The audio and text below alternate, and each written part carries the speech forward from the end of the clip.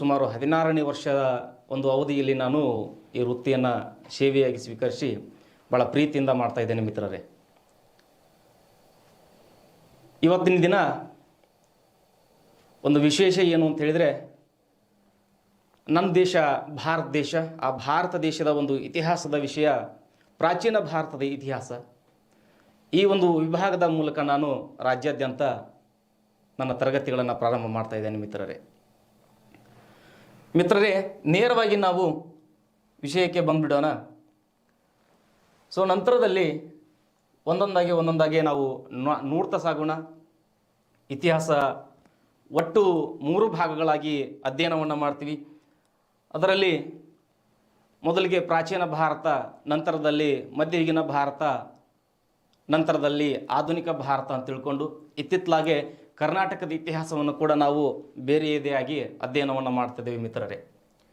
So ಪ್ರಾಚೀನ ಭಾರತದ ಇತಿಹಾಸ ಅಂತಕ್ಕಂತಹ ಈ ಒಂದು ಕಾನ್ಸೆಪ್ಟಿನ ಪದದ ಮೂಲವನ್ನು ನಾವು ಕೆದಕಿದಾಗ ನಮಗೆ ಗೊತ್ತಾಗೋದು ಏನು ಅಂತಂದರೆ, ಹಿಸ್ಟರಿ ಅಂತಕ್ಕಂಥ ಒಂದು ಗ್ರೀಕ್ ಪದದ ಹಿಸ್ಟೋರಿ ಎಂಬ ಪದದಿಂದ ಬಂದಿರತಕ್ಕಂಥದ್ದು.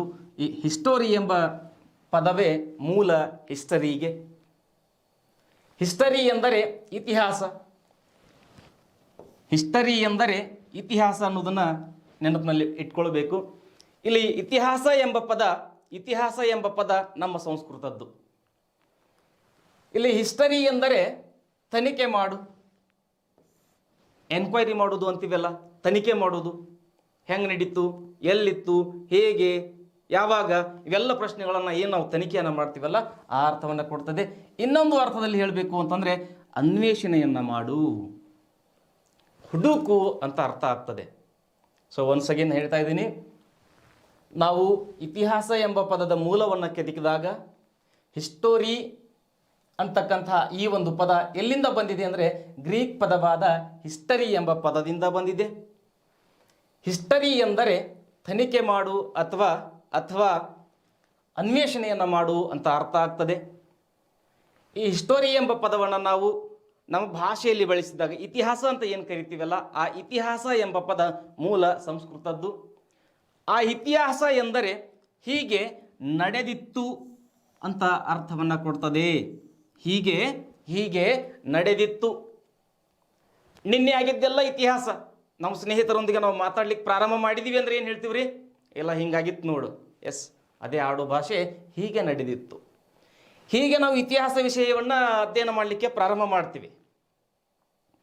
ಸ್ಪರ್ಧಾತ್ಮಕ ಪರೀಕ್ಷೆಗಳಲ್ಲಿ ಇದ್ರ ಮೇಲೆ ಪ್ರಶ್ನೆಗಳು ಇದ್ದೇ ಇರ್ತವ. ಯಾವುದಾದ್ರೂ ಪರೀಕ್ಷೆಗಳನ್ನು ತೆಗೆದುಕೊಳ್ಳ್ರಿ, ಅದರಲ್ಲಿ ಮೂಲ ವಿಷಯ ಯಾವುದು ಅಂದರೆ ಇತಿಹಾಸವೇ ಆಗಿರ್ತದೆ. ವಿಜ್ಞಾನ ಅಂದರೆ ಸೈನ್ಸ್ ವಿದ್ಯಾರ್ಥಿಗಳಿಗೆ ಕಠಿಣ ಅಂತ ಹೇಳ್ತಿರ್ತಾರೆ. ಕಠಿಣ ಅಲ್ವೇ ಅಲ್ಲ. ಇದು ನನ್ನ ದೇಶದ ಇತಿಹಾಸ ಅಂದರೆ ಭಾರತದ ಇತಿಹಾಸ, ಹೀಗಾಗಿ ಇದು ಕಷ್ಟ ಅಲ್ಲ. ಸೊ ವಿದ್ಯಾರ್ಥಿಗಳೇ, ಹಾಗೆ ಸ್ವಲ್ಪ ಮುಂದೆ ಕಡೆ ಬಂದಾಗ ಗೊತ್ತಾಗ್ತದೆ ಈ ಇತಿಹಾಸದ ಪಿತಾಮಹ ಅಂತ ನಾವು ಪ್ರಶ್ನೆಗಳನ್ನು ಕೇಳ್ತಾ ಹೋದಾಗ ನಿಮಗೆಲ್ಲರಿಗೂ ನೆನಪಿರಲಿ, ಇತಿಹಾಸದ ಪಿತಾಮಹ ಅಂದ ತಕ್ಷಣಕ್ಕೆ ಪ್ರಶ್ನೆಗೆ ಉತ್ತರ ಹೆರೋಡೋಟಸ್ ಅಂತ ಕೊಟ್ಟು ಬಿಡ್ತೀವಿ. ಅದಲ್ಲ ಮಿತ್ರರೇ, ಪ್ರಶ್ನೆಯ ಒಳಮರ್ಮ ಏನು, ಹೇಗಿದೆ ಪ್ರಶ್ನೆ, ಅದನ್ನೆಲ್ಲ ನೋಡ್ಕೋಬೇಕಾಗ್ತದೆ. ಗ್ರೀಕ್ ದೇಶದ ಇತಿಹಾಸದ ಪಿತಾಮಹ ಅಥವಾ ಇತಿಹಾಸಕಾರ ಯಾರು ಅಂತ ಕೇಳಿದಾಗ ತಿಳಿರಿ ನೀವು. ಅವಾಗ ಏನು ಹಾಕ್ರಿ ಅಂತಂದ್ರೆ ಹೆರೋಡೋಟಸ್ ಅನ್ನು ಹಾಕಿ ಬರ್ರಿ. ನಮ್ಮ ದೇಶ ಭಾರತ ಅಲ್ಲ, ಭಾರತ ದೇಶದ ಇತಿಹಾಸದ ಪಿತಾಮಹ ಯಾರು ಅಂತ ಕೇಳಿದ್ರೆ ಕಲ್ಲನ. ಇವ ಎಲ್ಲಿಯವ? ಕಾಶ್ಮೀರದವ. ಇವ ಬರೆದ ಕೃತಿನೂ ಗೊತ್ತದೆ ನಮಗ, ರಾಜತರಂಗಿಣಿ.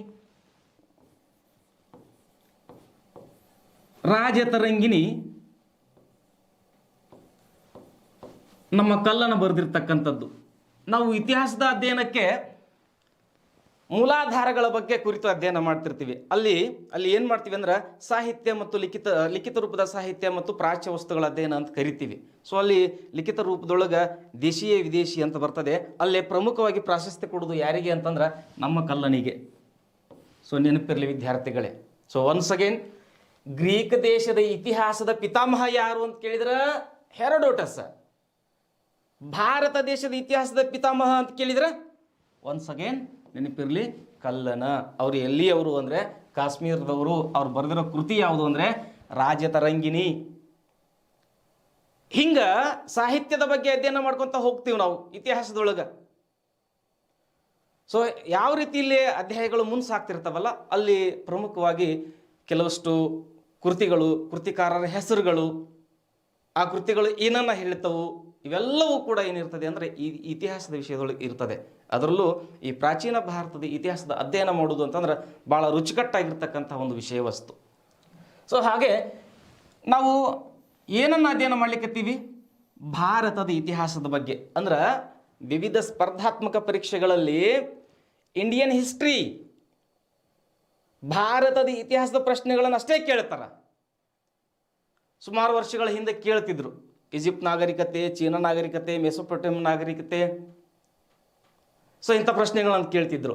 ಈಗ ಹಂಗಾಗಿಲ್ಲ. ನಮ್ಮ ದೇಶಕ್ಕೆ, ನಮ್ಮ ದೇಶದ ಇತಿಹಾಸಕ್ಕೆ ಅತಿ ಹೆಚ್ಚಿನ ಪ್ರಾಶಸ್ತ್ಯವನ್ನು ಕೊಟ್ಟ ಕಾರಣಕ್ಕೆ ಏನು ಮಾಡ್ಲಿಕ್ಕತ್ತಾರ ಅಂತಂದ್ರೆ ನಮ್ಮದೇ ಇತಿಹಾಸವನ್ನು ಕೇಳಲಿಕ್ಕತ್ತಾರ.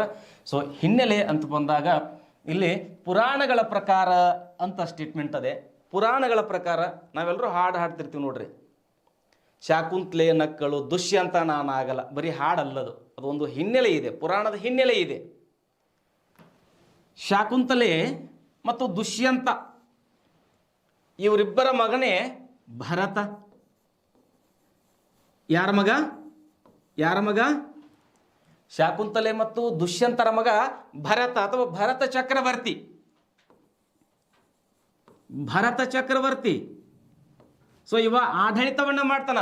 ಹೀಗಾಗಿ ನಮ್ದು ಭರತ ಖಂಡ, ಜಂಬೂ ದ್ವೀಪ ಅಂತ ಕರಿತೀವಿ. ನಮ್ದನ್ನ ಭರತ ಖಂಡ ಅಥವಾ ಅಥವಾ ಜಂಬೂ ದ್ವೀಪ ಅನ್ನೋದನ್ನ ಕೇಳಿರ್ತೀವಿ, ಓದಿರ್ತೀವಿ. ಸೊ ಆತ್ಮೀಯ ವಿದ್ಯಾರ್ಥಿಗಳೇ, ಒನ್ಸ್ ಅಗೇನ್ ಹೇಳಲಿಕ್ಕತ್ತೀನಿ, ಪುರಾಣಗಳ ಪ್ರಕಾರ ಪರೀಕ್ಷೆಗೆ ಬಂದಿದೆ. ಸೊ ಆಲ್ರೆಡಿ ಸಾಕಷ್ಟು ಸಾರಿ ಪರೀಕ್ಷೆಗಳಲ್ಲಿ ಕೇಳಿದ್ದಾರೆ. ಶಾಕುಂತಲೆ ಮತ್ತು ದುಷ್ಯಂತರ ಮಗ ಯಾರು ಅಂದರೆ ಭರತ, ಆಡಳಿತವನ್ನು ಮಾಡಿದ್ದ ಚಕ್ರವರ್ತಿಯಾಗಿ. ಹೀಗಾಗಿ ನಮ್ಮ ಅಖಂಡ ಭಾರತಕ್ಕೆ ಭರತ ಖಂಡ ಅಥವಾ ಜಂಬೂ ದ್ವೀಪ ಅಂತ ಕರಿತಿದ್ರು ಅನ್ನೋದನ್ನು ನೆನಪಿರಲಿ. ಸೊ ಹಾಗೆ ಇನ್ನು ಜೈನ ಸಾಹಿತ್ಯ, ಸೊ ವಿಶೇಷವಾಗಿರ್ತಕ್ಕಂಥ ಕೊಡುಗೆಯನ್ನು ನಮ್ಮ ಜೈನ ಸಾಹಿತ್ಯ ಕೊಟ್ಟಿದೆ. ಅದರಲ್ಲಿ ಆದಿನಾಥ ಅಥವಾ ಋಷಭನಾಥ ಅಂತ ಏನು ಕರಿತೀವಲ್ಲ, ಸೊ ಸುನಂದ ಮತ್ತು ಸುಮಂಗಲ ಅಂತ ಇಬ್ಬರು ಹೆಂಡ್ರು, ಬಾಹುಬಲಿ ಮತ್ತು ಭರತ ಅಂತ ಇಬ್ಬರು ಮಕ್ಕಳು. ಸೊ ಇಲ್ಲಿಯೂ ಕೂಡ ಭರತ ಅಂತ ನಾವು ಬೆಳೆಸಿದ್ವಿ. ಹೀಗಾಗಿ ನಮ್ಮ ಭಾರತಕ್ಕೆ ಈ ಹೆಸರು ಬಂದೈತಿ ಅನ್ನುವಂಥದ್ದೊಂದು ಹಿನ್ನೆಲೆಯನ್ನು ನೋಡ್ತೀವಿ. ಇನ್ನು ಹಾಗೆ ಇವು ಎರಡಕ್ಕೂ ಸ್ಪೆಸಿಫಿಕ್ ಆಗಿ ಮತ್ತೊಂದು ಇತಿಹಾಸಕಾರರು ಅಂತ ಹೇಳ್ತಾರೆ, ತಜ್ಞರವರು, ಅವರು ಅಧ್ಯಯನಗಳನ್ನು ಮಾಡಿರ್ತಾರೆ. ಆ ಹಿನ್ನೆಲೆಯಿಂದ ಹೇಳ್ತಾರೆ. ಹೆಂಗೆ ಅಂತಂದ್ರೆ ವೇದಗಳ ಪ್ರಕಾರ, ಅಂದರೆ ವೇದಗಳ ಕಾಲದೊಳಗೆ ಒಂದು ಕುಲ ಇತ್ತು. ಆ ಕುಲ ಯಾವುದು ಅಂದ್ರೆ ಭರತ ಕುಲ. ಆ ಕುಲ ಯಾವುದಂದ್ರೆ ಭರತ ಕುಲ ಬರ್ತದೆ. ಇದೇ ವೇದಗಳಲ್ಲಿ, ಋಗ್ವೇದಗಳಲ್ಲಿ ದಶರಾಜನ ಯುದ್ಧ ಅಂತ ಬರ್ತದೆ. ಸೊ ಅಲ್ಲಿ ಬಂದಾಗ ಹೇಳ್ತೀನಿ ಮತ್ತಷ್ಟು. ಸೊ ಒನ್ಸ್ ಅಗೇನ್ ನೋಡಿ, ಪುರಾಣಗಳ ಪ್ರಕಾರ ಶಾಕುಂತಲೆ ಮತ್ತು ದುಷ್ಯಂತರ ಮಗ ಭರತ, ಅವ ಭರತ ಚಕ್ರವರ್ತಿ ಅಂತ ಕರಿತೀವಿ. ಅವನ ಹೆಸರಿಂದ ಏನಾಗತತಿ ಅಂತಂದ್ರ ನನಗೆ ಕೂಸಿ.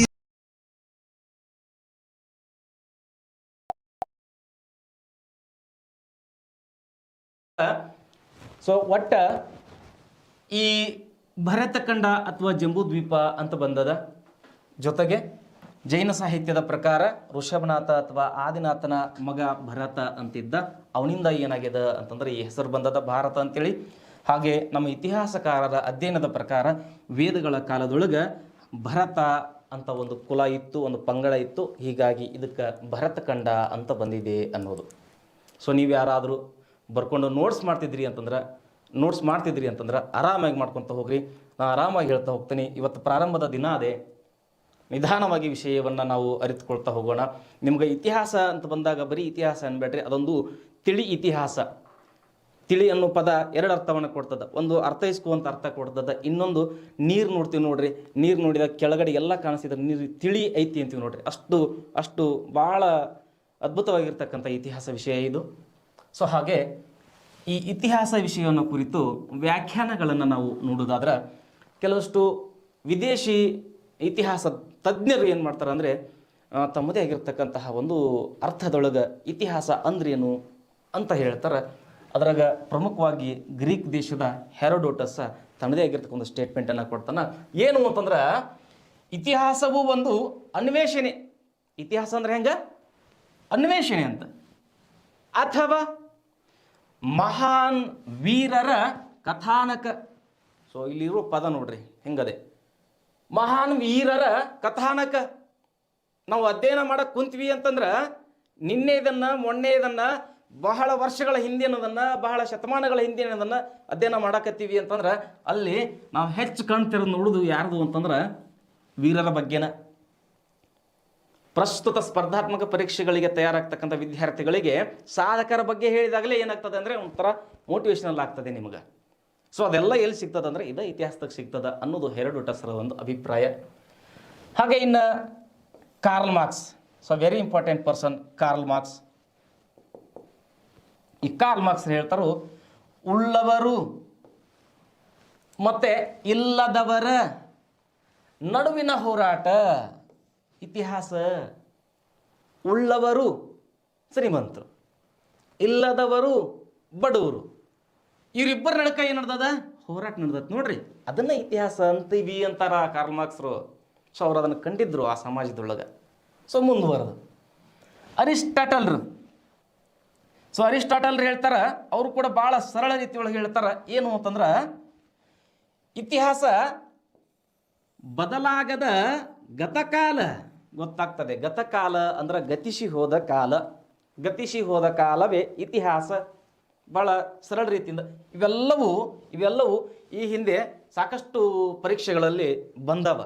ಸೊ ಇತ್ತಿತ್ತಲಾಗಿ ಏನಾಗಿದೆ ಅಂದ್ರೆ ಇವುಗಳ ಮೇಲೆ ಪರೀಕ್ಷೆಗಳಲ್ಲಿ ಪ್ರಶ್ನೆಗಳು ಬಂದಿಲ್ಲ. ಹಂಗಂತೇಳಿ ನಾವು ಇವನ್ನ ಬಿಟ್ಟು ಹೋಗೋದು ಬೇಡ. ಇತಿಹಾಸ ಅಂದ್ರೆ ಏನು ಪೂರ್ಣವಾಗಿ ಅರ್ಥೈಸ್ಕೊಂಡು ಹೋಗುವಂಥದ್ದು ಒಂದು ಪರಿಕ್ರಮ ನಮ್ದೀಗ.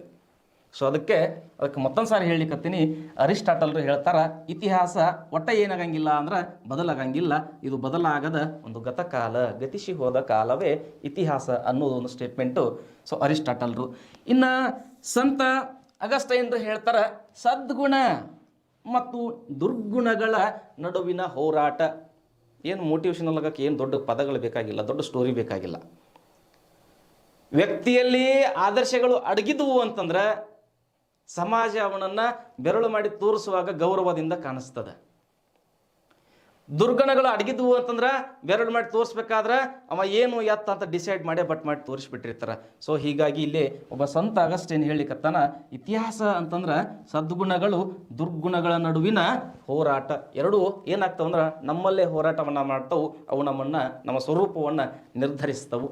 ಸೊ ಹೀಗೆ ಇತಿಹಾಸದ ಬಗ್ಗೆ ಹಲವಾರು ವಿದೇಶಿಗರು ಇಂಥ ಸ್ಟೇಟ್ಮೆಂಟನ್ನು ಕೊಡ್ತಿದ್ದಾರೆ ಮಿತ್ರರೇ. ಒನ್ಸ್ ಅಗೇನ್ ಮತ್ತೊಮ್ಮೆ ಹೇಳಲಿಕ್ಕತ್ತೀನಿ. ಸೊ ಹೆರೋಡೋಟಸ್ರು ಇತಿಹಾಸದ ವಿಷಯವನ್ನು ಕುರಿತು ತಮ್ಮ ವ್ಯಾಖ್ಯಾನವನ್ನು ಹೇಳ್ತಾರೆ. ಇತಿಹಾಸವು ಒಂದು ಅನ್ವೇಷಣೆ ಅಥವಾ ಮಹಾನ್ ವೀರರ ಕಥಾನಕ. ಕಾರ್ಲ್ ಮಾರ್ಕ್ಸ್ ಹೇಳ್ತಾರೆ ಉಳ್ಳವರು ಮತ್ತು ಇಲ್ಲದವರ ನಡುವಿನ ಹೋರಾಟವೇ ಇತಿಹಾಸ ಅಂತ ಹೇಳ್ತಾರೆ. ಅರಿಸ್ಟಾಟಲ್ರು ಹೇಳ್ತಾರೆ ಇತಿಹಾಸ ಬದಲಾಗದ ಗತಕಾಲ ಅಂತ ತಿಳ್ಕೊಂಡು. ಹಾಗೆ ಸಂತ ಅಗಸ್ಟೈನ್ ಹೇಳ್ತಾನೆ ಸದ್ಗುಣ ಮತ್ತು ದುರ್ಗುಣಗಳ ನಡುವಿನ ಹೋರಾಟವೇ ಇತಿಹಾಸ ಅಂತ ತಿಳ್ಕೊಂಡು. ಹಾಗಾದರೆ ವಿದೇಶಿಗರಾದರು ಮತ್ತು ನಮ್ಮ ಭಾರತ ದೇಶದವರು ಸ್ಟೇಟ್ಮೆಂಟ್ ಕೊಟ್ಟಿರಬೇಕಲ್ಲ. ಸೊ ಪ್ರಮುಖವಾಗಿ ನಮ್ಮ ಭಾರತೀಯರೇ ಆಗಿರ್ತಕ್ಕಂತಹ ನಮ್ಮ ಮಹನೀಯರು ಕೊಡ್ತಕ್ಕಂತಹ ವ್ಯಾಖ್ಯಾನಗಳು, ಅದರಲ್ಲಿ ಪ್ರಮುಖವಾಗಿ ನಮ್ಮ ಬಾಬಾ ಸಾಹೇಬ್ ಅಂಬೇಡ್ಕರ್ ಅವರು ಮಹಾನ್ ನಾಯಕ ಇತಿಹಾಸವನ್ನು ಕುರಿತಾಗಿ ಹೀಗೆ ಹೇಳ್ತಾರೆ. ಇತಿಹಾಸವನ್ನು ಪದವನ್ನು ಮಾರ್ಕ್ ಮಾಡೋದು ಮ್ಯಾಗ ಸ್ವಲ್ಪ ಲಕ್ಷ್ಯ ಇರಲಿ, ಗಮನ ಇರಲಿ. ಇತಿಹಾಸವನ್ನು ಮರೆತವರು ಇತಿಹಾಸವನ್ನು ಸೃಷ್ಟಿಸಲಾರರು. ಎಂಥ ಸ್ಟೇಟ್ಮೆಂಟ್ ರೀಪ್ಪ ಇದು. ಯಾರು ಇತಿಹಾಸ ಬಗ್ಗೆ ತಿಳ್ಕೊಳಕ್ಕೆ ಉತ್ಸುಕತೆ ಇಲ್ಲಲ್ಲ ಅವ್ರು ಯಾವತ್ತು ಇತಿಹಾಸವನ್ನು ಸೃಷ್ಟಿ ಮಾಡ್ಲಿಕ್ಕೆ ಸಾಧ್ಯವೇ ಇಲ್ಲ ಅನ್ನೋದೊಂದು ಅರ್ಥ. ಅದಕ್ಕೆ ಹೇಳತ್ತೆ ಇತಿಹಾಸವನ್ನು ಮರೆತವರು. ನಿನ್ನೆ ಏನಾಗೈತಿ ಅಂತ ಮರ್ತನಲ್ಲ ಅವ ಏನು ಮಾಡೋಕ್ಕೆ ಸಾಧ್ಯ ಇಲ್ಲ ಹೇಳ್ರಿ, ಹೊಸದನ್ನು ಏನನ್ನೂ ಸೃಷ್ಟಿ ಮಾಡ್ಲಿಕ್ಕೆ ಸಾಧ್ಯ ಇಲ್ಲ. ಸೊ ಇದು ಇತಿಹಾಸ ಅಂತ ಹೇಳ್ತಾರೆ. ಹಾಗೆ ನಮ್ಮ ಜವಾಹರ್ಲಾಲ್ ನೆಹರೂರವರು ಕೂಡ ಹೇಳ್ತಾರೆ ಭಾಳ ಮಹತ್ವದ ಪದವನ್ನು ಬಳಸ್ಯಾರ. ಸೊ ಆ ಪದ ಏನು ಅಂತಂದರೆ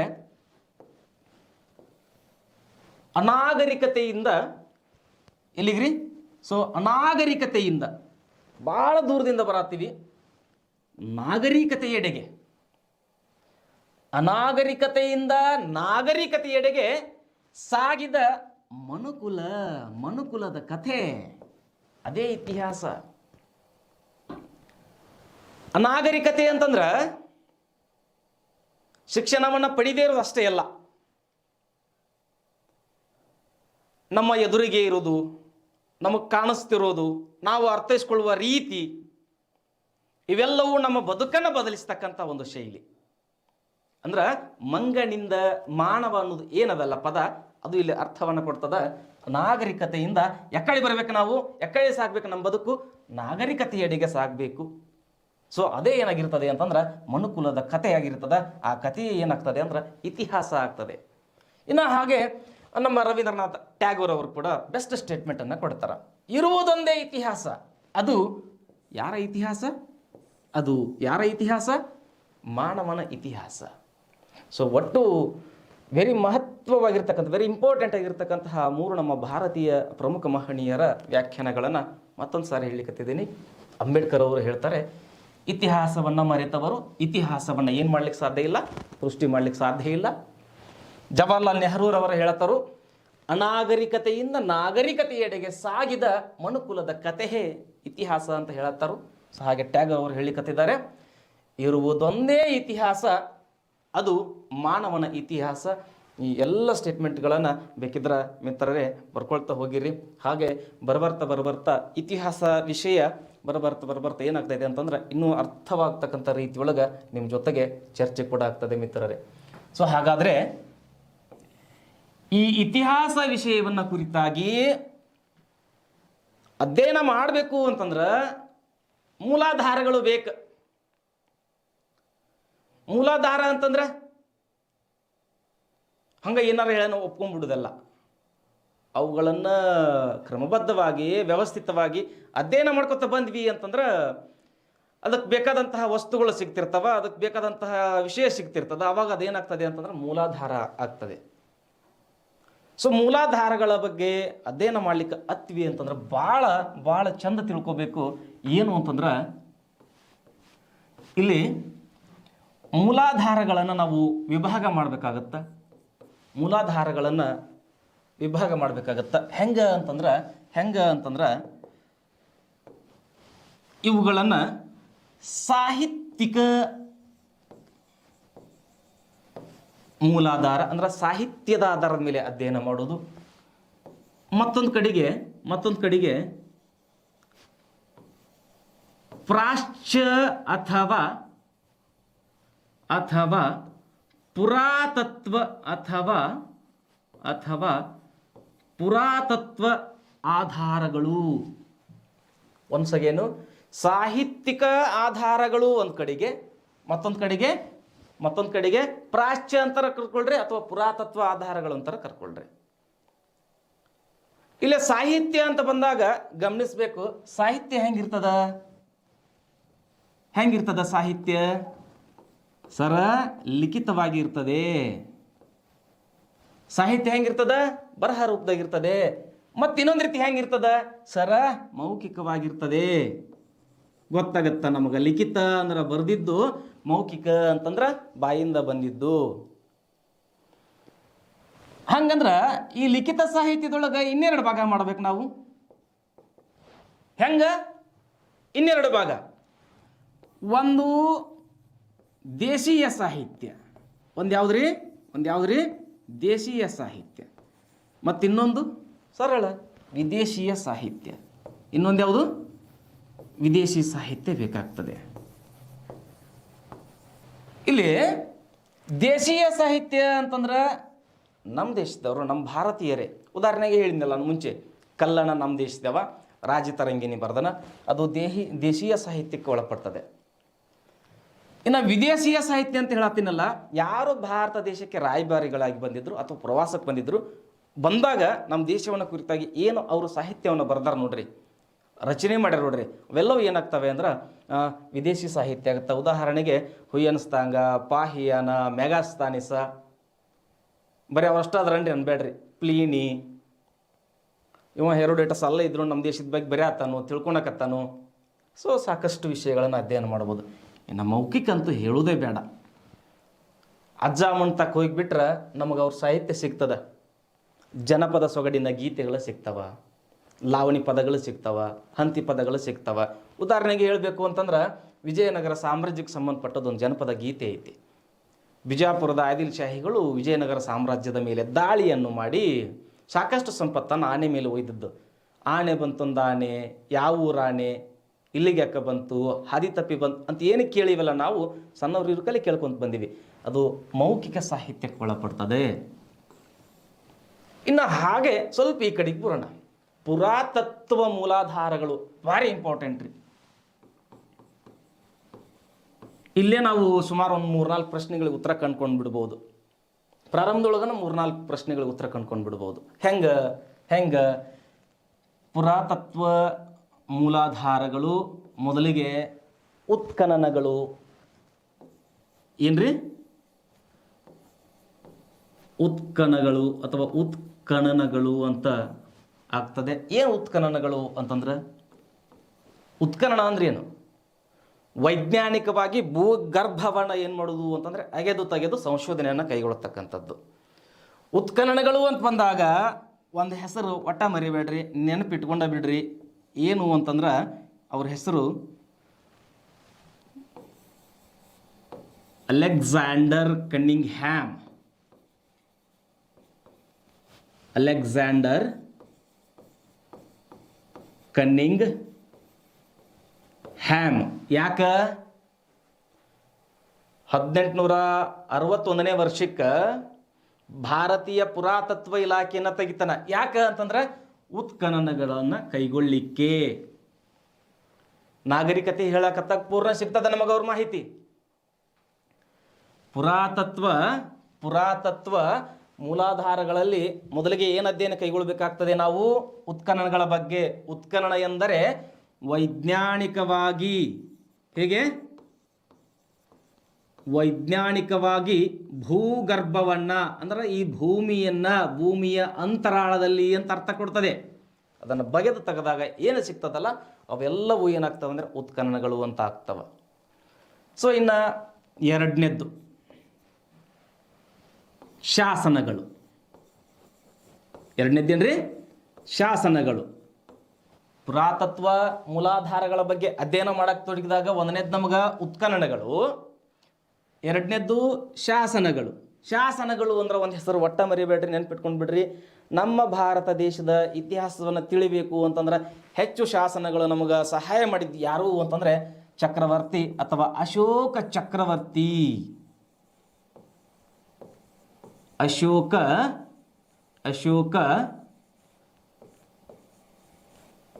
ಚಕ್ರವರ್ತಿ.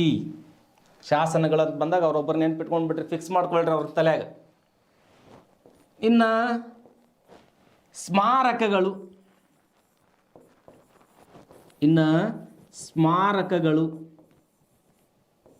ಸ್ಮಾರಕಗಳು ಅಂದ ತಕ್ಷಣಕ್ಕೆ ಎಲ್ಲರಿಗೂ ಕಣ್ಣು ಮುಂದೆ ಬರೋದ ತಾಜ್ ಮಹಲ್, ಗೋಲ್ ಗುಮ್ಟ, ಜಾಮಿ ಮಸೀದಿ, ಇವು ಅಷ್ಟ ಬರ್ತಾವ. ಅಜಂತ ಎಲ್ಲೋರಾದ ಗುಹೆಗಳು ಬೇರೆ ಕಡೆಗೆ ಬಂದು ನಿಲ್ತವ, ವರ್ಣಚಿತ್ರಗಳನ್ನು ನಿಲ್ತವ.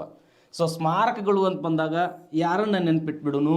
ಶಹಜಹಾನ್ನ ನೆನಪಿಟ್ಬಿಡ್ರಿ. ಸ್ಮಾರಕಗಳ ನಿರ್ಮಾಪಕ ರಾಜ.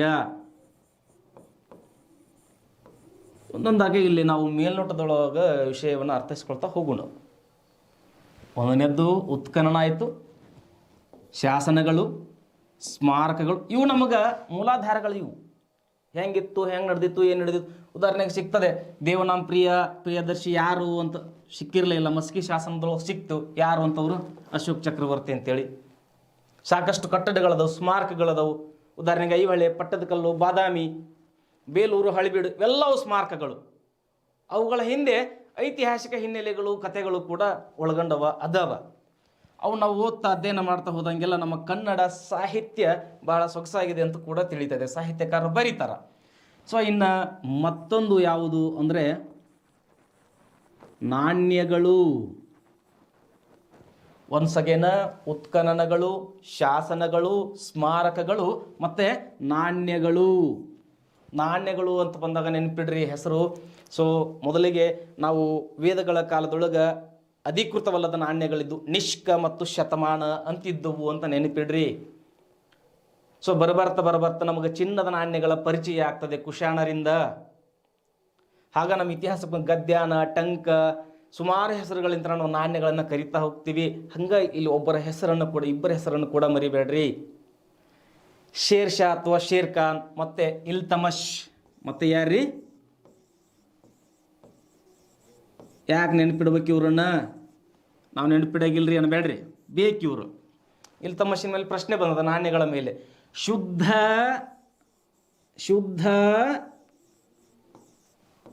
ಅರೇಬಿಕ್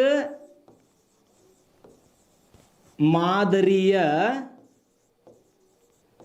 ನಾಣ್ಯಗಳನ್ನು ಜಾರಿಗೆ ತಂದ ಮೊದಲನೇ ದೆಹಲಿ ಸುಲ್ತಾನರು ಅಂತ ಹೇಳ್ತಾರ. ಏನಂತ್ರಿ? ಶುದ್ಧ ಅರೇಬಿಕ್ ಮಾದರಿಯ ನಾಣ್ಯಗಳನ್ನು, ಅಂದ್ರೆ ವಿಶೇಷ ಐತಿ ಅಂದಂಗ ನಾಣ್ಯಗಳ ಆಧಾರದ ಮೇಲೆ. ಸೊ ಅದಕ್ಕೆ ವಿದ್ಯಾರ್ಥಿಗಳೇ, ನಾವು ಹೆಂಗೆ ಸಾಹಿತ್ಯಕ್ಕೆ ಎಷ್ಟು ಒತ್ತು ಕೊಟ್ಟು ಅಧ್ಯಯನ ಮಾಡ್ತೀವಲ್ಲ ಮೂಲಾಧಾರಗಳ ಬಗ್ಗೆ, ಹಂಗೆ ನಾವು ಈ ನಮ್ಮ ಭಾರತ ದೇಶದ ಪ್ರಾಚೀನ ಇತಿಹಾಸವನ್ನು ಅಧ್ಯಯನ ಮಾಡಬೇಕು ಅಂತಂದ್ರೆ ಮೂಲಾಧಾರಗಳ ಬಗ್ಗೆ ಅಧ್ಯಯನ ಮಾಡುವಾಗ ಪ್ರಾಚ್ಯ ಅಥವಾ ಪುರಾತತ್ವ ಮೂಲಾಧಾರಗಳ ಮೇಲೆ ಕಣ್ಣಾಡಿಸಲೇಬೇಕು. ಸೊ ಮತ್ತೊಂದು ಸಾರಿ ಹೇಳಿಕತ್ತೀನಿ, ಯಾವ್ಯಾವು ಅಂದರೆ ಉತ್ಖನನಗಳು, ಶಾಸನಗಳು, ಸ್ಮಾರಕಗಳು, ನಾಣ್ಯಗಳು, ಕೊನೆಯದಾಗಿ ಯಾವುದಂದ್ರೆ ವರ್ಣಚಿತ್ರಗಳು ಅಂತ ಹೇಳ್ತೀವಿ. ಯಾವ ಚಿತ್ರಗಳು? ವರ್ಣಚಿತ್ರಗಳು. ಸ್ವಲ್ಪ ಆ ಕಡೆ ಗಮನ ಇರಬೇಕು. ಏನು ವರ್ಣಚಿತ್ರಗಳು? ಇಲ್ಲಿ ಯಾವ್ದು ಹೆಚ್ಚು ನೆನಪಿಟ್ರೆ ಚಲೋ ರೀ ಸರ ನಾವು ಅಂದ್ರೆ ಕಾನ್ಸೆಪ್ಟು ಅಜಂತ, ಎಲ್ಲೋರಾದ ಗುಹೆಗಳು, ಅಜಂತ ಮತ್ತು ಎಲ್ಲೋರಾದ ಗುಹೆಗಳು ಅಥವಾ ಗುಹಾಲಯಗಳು. ಸೊ ಇವುಗಳ ಬಗ್ಗೆ ನಾವು ಮೂಲಾಧಾರಗಳ ಅಧ್ಯಯನ ಅಂತ ಕರಿತೀವಿ. ಉತ್ಖನನಗಳು, ಶಾಸನಗಳು, ಸ್ಮಾರಕಗಳು, ನಾಣ್ಯಗಳು, ಹಾಗೆ ವರ್ಣಚಿತ್ರಗಳು. ಒಟ್ಟು ಇತಿಹಾಸದ ಅಧ್ಯಯನಕ್ಕೆ ಇವೆಲ್ಲವೂ ಏನು ಅಂತಂದರೆ ಮೂಲಾಧಾರಗಳು. ಸೊ ಒನ್ಸ್ ಅಗೇನ್ ರಿಪೀಟ್ ಮಾಡ್ಲಿಕ್ಕತ್ತೀನಿ. ಸಾಹಿತ್ಯಿಕ ಮೂಲಾಧಾರಗಳು ಮತ್ತು ಪುರಾತತ್ವ ಮೂಲಾಧಾರಗಳು ಅಥವಾ ಪ್ರಾಚ್ಯ ಮೂಲಾಧಾರಗಳು ಅಂತ ಕರಿತೀವಿ. ಅದರೊಳಗೆ ಲಿಖಿತ ಸಾಹಿತ್ಯ ಮತ್ತು ಮೌಖಿಕ ಸಾಹಿತ್ಯ. ಲಿಖಿತ ಸಾಹಿತ್ಯದೊಳಗೆ ದೇಶೀಯ ಮತ್ತು ವಿದೇಶೀಯ ಸಾಹಿತ್ಯ ಅಂತ ಬರ್ತದೆ. ಸೊ ಹಾಗೆ ಈ ಕಡೆಗೆ ಪ್ರಾಚ್ಯ ಅಥವಾ ಪುರಾತತ್ವ ಮೂಲಾಧಾರಗಳು ಅಂತ ಬಂದಾಗ ಉತ್ಖನನಗಳು, ಶಾಸನಗಳು, ಸ್ಮಾರಕಗಳು, ನಾಣ್ಯಗಳು ಮತ್ತು ವರ್ಣಚಿತ್ರಗಳು. ಸೊ ಹೀಗೆ ಇತಿಹಾಸ ವಿಷಯವನ್ನು ನಾವು ಕುರಿತು ಅಧ್ಯಯನ ಮಾಡಬೇಕು ಅಂತಂದ್ರೆ ಇವೆಲ್ಲವನ್ನು ನಾವು ನೋಡಲೇಬೇಕಾಗ್ತದೆ. ಸೊ ಎಸ್, ಹಾಗೆ ಮುಂದೆ ಹೋಗೋಣ. ಇಲ್ಲಿ ಪ್ರಾಚೀನ ಭಾರತದ ಇತಿಹಾಸವನ್ನು ಎಷ್ಟು ಭಾಗಗಳಾಗಿ ಅಧ್ಯಯನ ಮಾಡ್ಬೋದು ಅಂತಂದ್ರೆ 3 ಭಾಗಗಳಾಗಿ. ಭಾರತದ ಇತಿಹಾಸ ಅಂತ ಹೇಳತ್ತಿಲ್ಲ, ಸ್ಪೆಸಿಫಿಕ್ ಆಗಿ ಯಾವುದ್ರಿ? ಪ್ರಾಚೀನ ಭಾರತದ ಅಂದ್ರೆ ನಾ ಏನು ಹೇಳತ್ತೇನೆ ಇಲ್ಲಿ ಇವತ್ತು ಇದನ್ನು ತಿಳ್ಕೊಬೇಕಂದ್ರೆ ಎಷ್ಟು ಭಾಗ ಮಾಡಿ ಅಧ್ಯಯನ ಮಾಡಬೇಕು? 3 ಭಾಗ ಮಾಡಿ ಅಧ್ಯಯನ ಮಾಡಬೇಕು. ಒಂದು ಭಾಳ ಈಸಿ ತಿಳ್ಕೊಂಡ್ಬಿಡ್ರಿ. ಇತಿಹಾಸ ಪೂರ್ವಕಾಲ. ಇತಿಹಾಸ ಪೂರ್ವಕಾಲ. ಕೆಲವಷ್ಟು ಕಡೆಗೆ 2 ಅಂತ ಹೇಳ್ತಾರೆ, 2 ಭಾಗ ಮಾಡಿ ಅಧ್ಯಯನ ಮಾಡೋಣ ಅಂತ ಹೇಳ್ತಾರೆ. ಹೆಂಗೆ ಇರಲಿ, ಒಟ್ಟು ನಮಗೆ ಸ್ಪರ್ಧಾತ್ಮಕ ಪರೀಕ್ಷೆಗಳನ್ನ ಎದುರಿಸಲಿಕ್ಕೆ, ಅವು ನಮಗೆ ಸಹಕರಿಸಲಿಕ್ಕೆ ಓದಿರಬೇಕು. ಓದಿ ಕ್ಯಾಸ ನಾವು ರೆಡಿಯಾಗಿ ಕುಂತಿರ್ಬೇಕು. ಮತ್ತೆ ಎಷ್ಟು ವಿಭಾಗ ಮಾಡಿ ಅಧ್ಯಯನ ಮಾಡ್ತೀವಿ ಅಂತ ಅಲ್ಲೇನು ಕೇಳೋಕೆ ಹೋಗೋದಿಲ್ಲ, ತಲೆ ಕೇಳಿಸ್ಕೋಬೇಡ್ರಿ. ಇಲ್ಲೇ ಇದನ್ನ ಇಂಗ್ಲೀಷ್ನಾಗ ಇತಿಹಾಸ ಪೂರ್ವಕಾಲ, ಇದನ್ನು ಪ್ರಾಗಿತಿಹಾಸ ಕಾಲ ಅಂತ ಕೂಡ ಕರೀತಾರೆ. ಇದನ್ನೇಂತ ಕರೀತಾರೆ? ಪ್ರಾಗಿತಿಹಾಸ ಕಾಲ ಅಂತ ಕರೀತಾರೆ. ಇದನ್ನ ಇಂಗ್ಲೀಷ್ನಾಗ ಅಂದೆಲ್ಲ ಪ್ರೀ ಹಿಸ್ಟ್ರಿ ಅಂತಿದ್ದು. ಹಂಗೆ ಕೊಡ್ತಾರನ್ರಿ ಅನ್ಬೇಡ್ರಿ. ಹೆಂಗಂತಿದ್ದು? ಇತಿಹಾಸ ಪೂರ್ವಕಾಲ ಅಥವಾ ಪ್ರಾಗಿತಿಹಾಸ ಕಾಲ, ಪ್ರೀ ಹಿಸ್ಟ್ರಿ ಅಂತ ಅಧ್ಯಯನ ಮಾಡ್ತೀವಿ. ಹಂಗಂದ್ರೆ ಈ ಇತಿಹಾಸ ಪೂರ್ವಕಾಲ ಅಂದ್ರೇನು, ಪ್ರಾಗಿತಿಹಾಸ ಕಾಲ ಅಂದ್ರೇನು ಅಂತ ಪ್ರಶ್ನೆ ಮೂಡ್ತೀವಿ ಅಂತಂದ್ರೆ ಅಧ್ಯಯನಕ್ಕೆ ಆಧಾರಗಳಿಲ್ಲದ ಕಾಲಾವಧಿ. ಏನಿಲ್ಲದ ಕಾಲಾವಧಿ ರೀ? ಎಂಥ ಆಧಾರಗಳು? ಎಂಥ ಆಧಾರಗಳು? ಭಾಳ ಇಂಪಾರ್ಟೆಂಟ್. ಎಸ್, ನೆನಪಿರಲಿ, ಲಿಖಿತ. ಎಂಥ ಆಧಾರಗಳಿಲ್ಲ? ಲಿಖಿತ ರೂಪದ ಆಧಾರಗಳಿಲ್ಲ ನಮಗೆ. ಆ ಕಾಲಾವಧಿಯನ್ನು ಇತಿಹಾಸ ಪೂರ್ವಕಾಲ ಅಂತ ಕರಿತೀವಿ, ಅಥವಾ ಪ್ರಾಗಿತಿಹಾಸ ಕಾಲ ಅಂತ ಕರಿತೀವಿ, ಇಲ್ಲ ಫ್ರೀ ಹಿಸ್ಟ್ರಿ ಅಂತ ಕರಿತೀವಿ. ಸೊ ನೆನಪಿರಲಿ, ಒಟ್ಟು ನಾವು ಎಷ್ಟು ಭಾಗ ಮಾಡಿ ಕಲಿತೀವಿ ಅಂತ ಹೇಳತ್ತೀವಿ? 3 ಭಾಗ ಅಂತ ಹೇಳತ್ತೀವಿ. ಸರಿ, ಒಂದಾದಾತು. ಇನ್ನೊಂದನ್ನು ನೋಡೋಣ. ಇದು ಇತಿಹಾಸ ಸಮೀಪ ಅಥವಾ ಸಮೀಪದ ಕಾಲ ಅಥವಾ ಅವಧಿ ಅಂತ ಹೇಳ್ತೀವಿ. ಸೊ ಒನ್ಸ್ ಅಗೇನ್, ಇತಿಹಾಸ ಪೂರ್ವಕಾಲ, ಪ್ರಾಗಿತಿಹಾಸ ಕಾಲ ಒಂದನೇದಾದರೆ, ಎರಡನೇದ್ದು ಇತಿಹಾಸ ಸಮೀಪ ಕಾಲ. ಸಮೀಪ ಕಾಲ ಅಂದರೆ ಇಲ್ಲೇ ಇದು ಟ್ರೂ ಹಿಸ್ಟ್ರಿ. ಎಂಥ ಹಿಸ್ಟ್ರಿ ರೀ ಇದು? True history.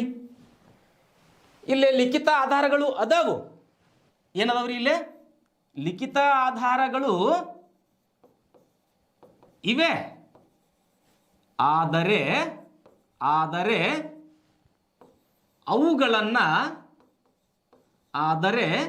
ಅವುಗಳನ್ನು ಓದಲು ಸಾಧ್ಯವಿಲ್ಲ.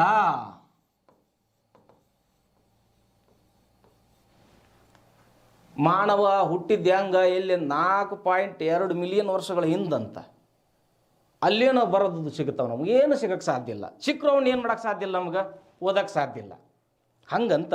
ಸೊ ಉದಾಹರಣೆಗೆ ಮತ್ತೊಂದು ಸಾರಿ ಹೇಳಿಕತ್ತೀನಿ. ಇತಿಹಾಸ ಸಮೀಪ ಕಾಲ ಎಂದರೆ, ಸಮೀಪದ ಅವಧಿ ಎಂದರೆ ಆಧಾರಗಳು ಅದಾವ, ಲಿಖಿತ ಆಧಾರಗಳು, ಅವನ್ನೇನು ಮಾಡೋಕ್ಕೆ ಸಾಧ್ಯ ಆಗಿಲ್ಲ, ನಮಗೆ ಓದಕ್ಕೆ ಸಾಧ್ಯ ಆಗಿಲ್ಲ ಅನ್ನಂಗೆ. ಸೊ ಒನ್ಸ್ ಅಗೇನ್, ನಾವು ಪ್ರಾಚೀನ ಭಾರತದ ಇತಿಹಾಸವನ್ನು ಎಷ್ಟು ಭಾಗ ಮಾಡಬೇಕು? 3 ಭಾಗ ಮಾಡಿ ಅಧ್ಯಯನ ಮಾಡಬೇಕು. ಒಂದನೇದ್ದು ಇತಿಹಾಸ ಪೂರ್ವಕಾಲ, ಎರಡನೇದ್ದು ಇತಿಹಾಸ ಸಮೀಪದ ಕಾಲಾವಧಿ, ಸೊ ಮೂರನೇದ್ದು ಇತಿಹಾಸ. ಬಂದಿವಿ ಈಗ ನಾವು ಹಿಸ್ಟರಿ. ಏನ್ರಿ? ಹಿಸ್ಟರಿ. ಸೊ ವಿದ್ಯಾರ್ಥಿ ಮಿತ್ರರೇ, ಗೊತ್ತಾಗಿಬಿಡ್ತಿ ನಮ್ಗೆ. ಒಂದನೇದ್ದು ಏನೋ ಲಿಖಿತ ರೂಪದ ಆಧಾರಗಳಿಲ್ಲ ಅಂತ, ಎರಡನೇದು ಹೇಳತತಿ ಆಧಾರಗಳದಾವು ಲಿಖಿತ ರೂಪದ್ದವು, ಅವನು ಓದಕ್ಕೆ ಸಾಧ್ಯ ಆಗಿಲ್ಲ ಅಂತ. ಬಟ್ ಇಲ್ಲಿ ಏನಾಗಿರ್ತದ ಹೇಳ್ರಿ? ಇಲ್ಲಿ ಲಿಖಿತ ಆಧಾರಗಳು ಇವೆ,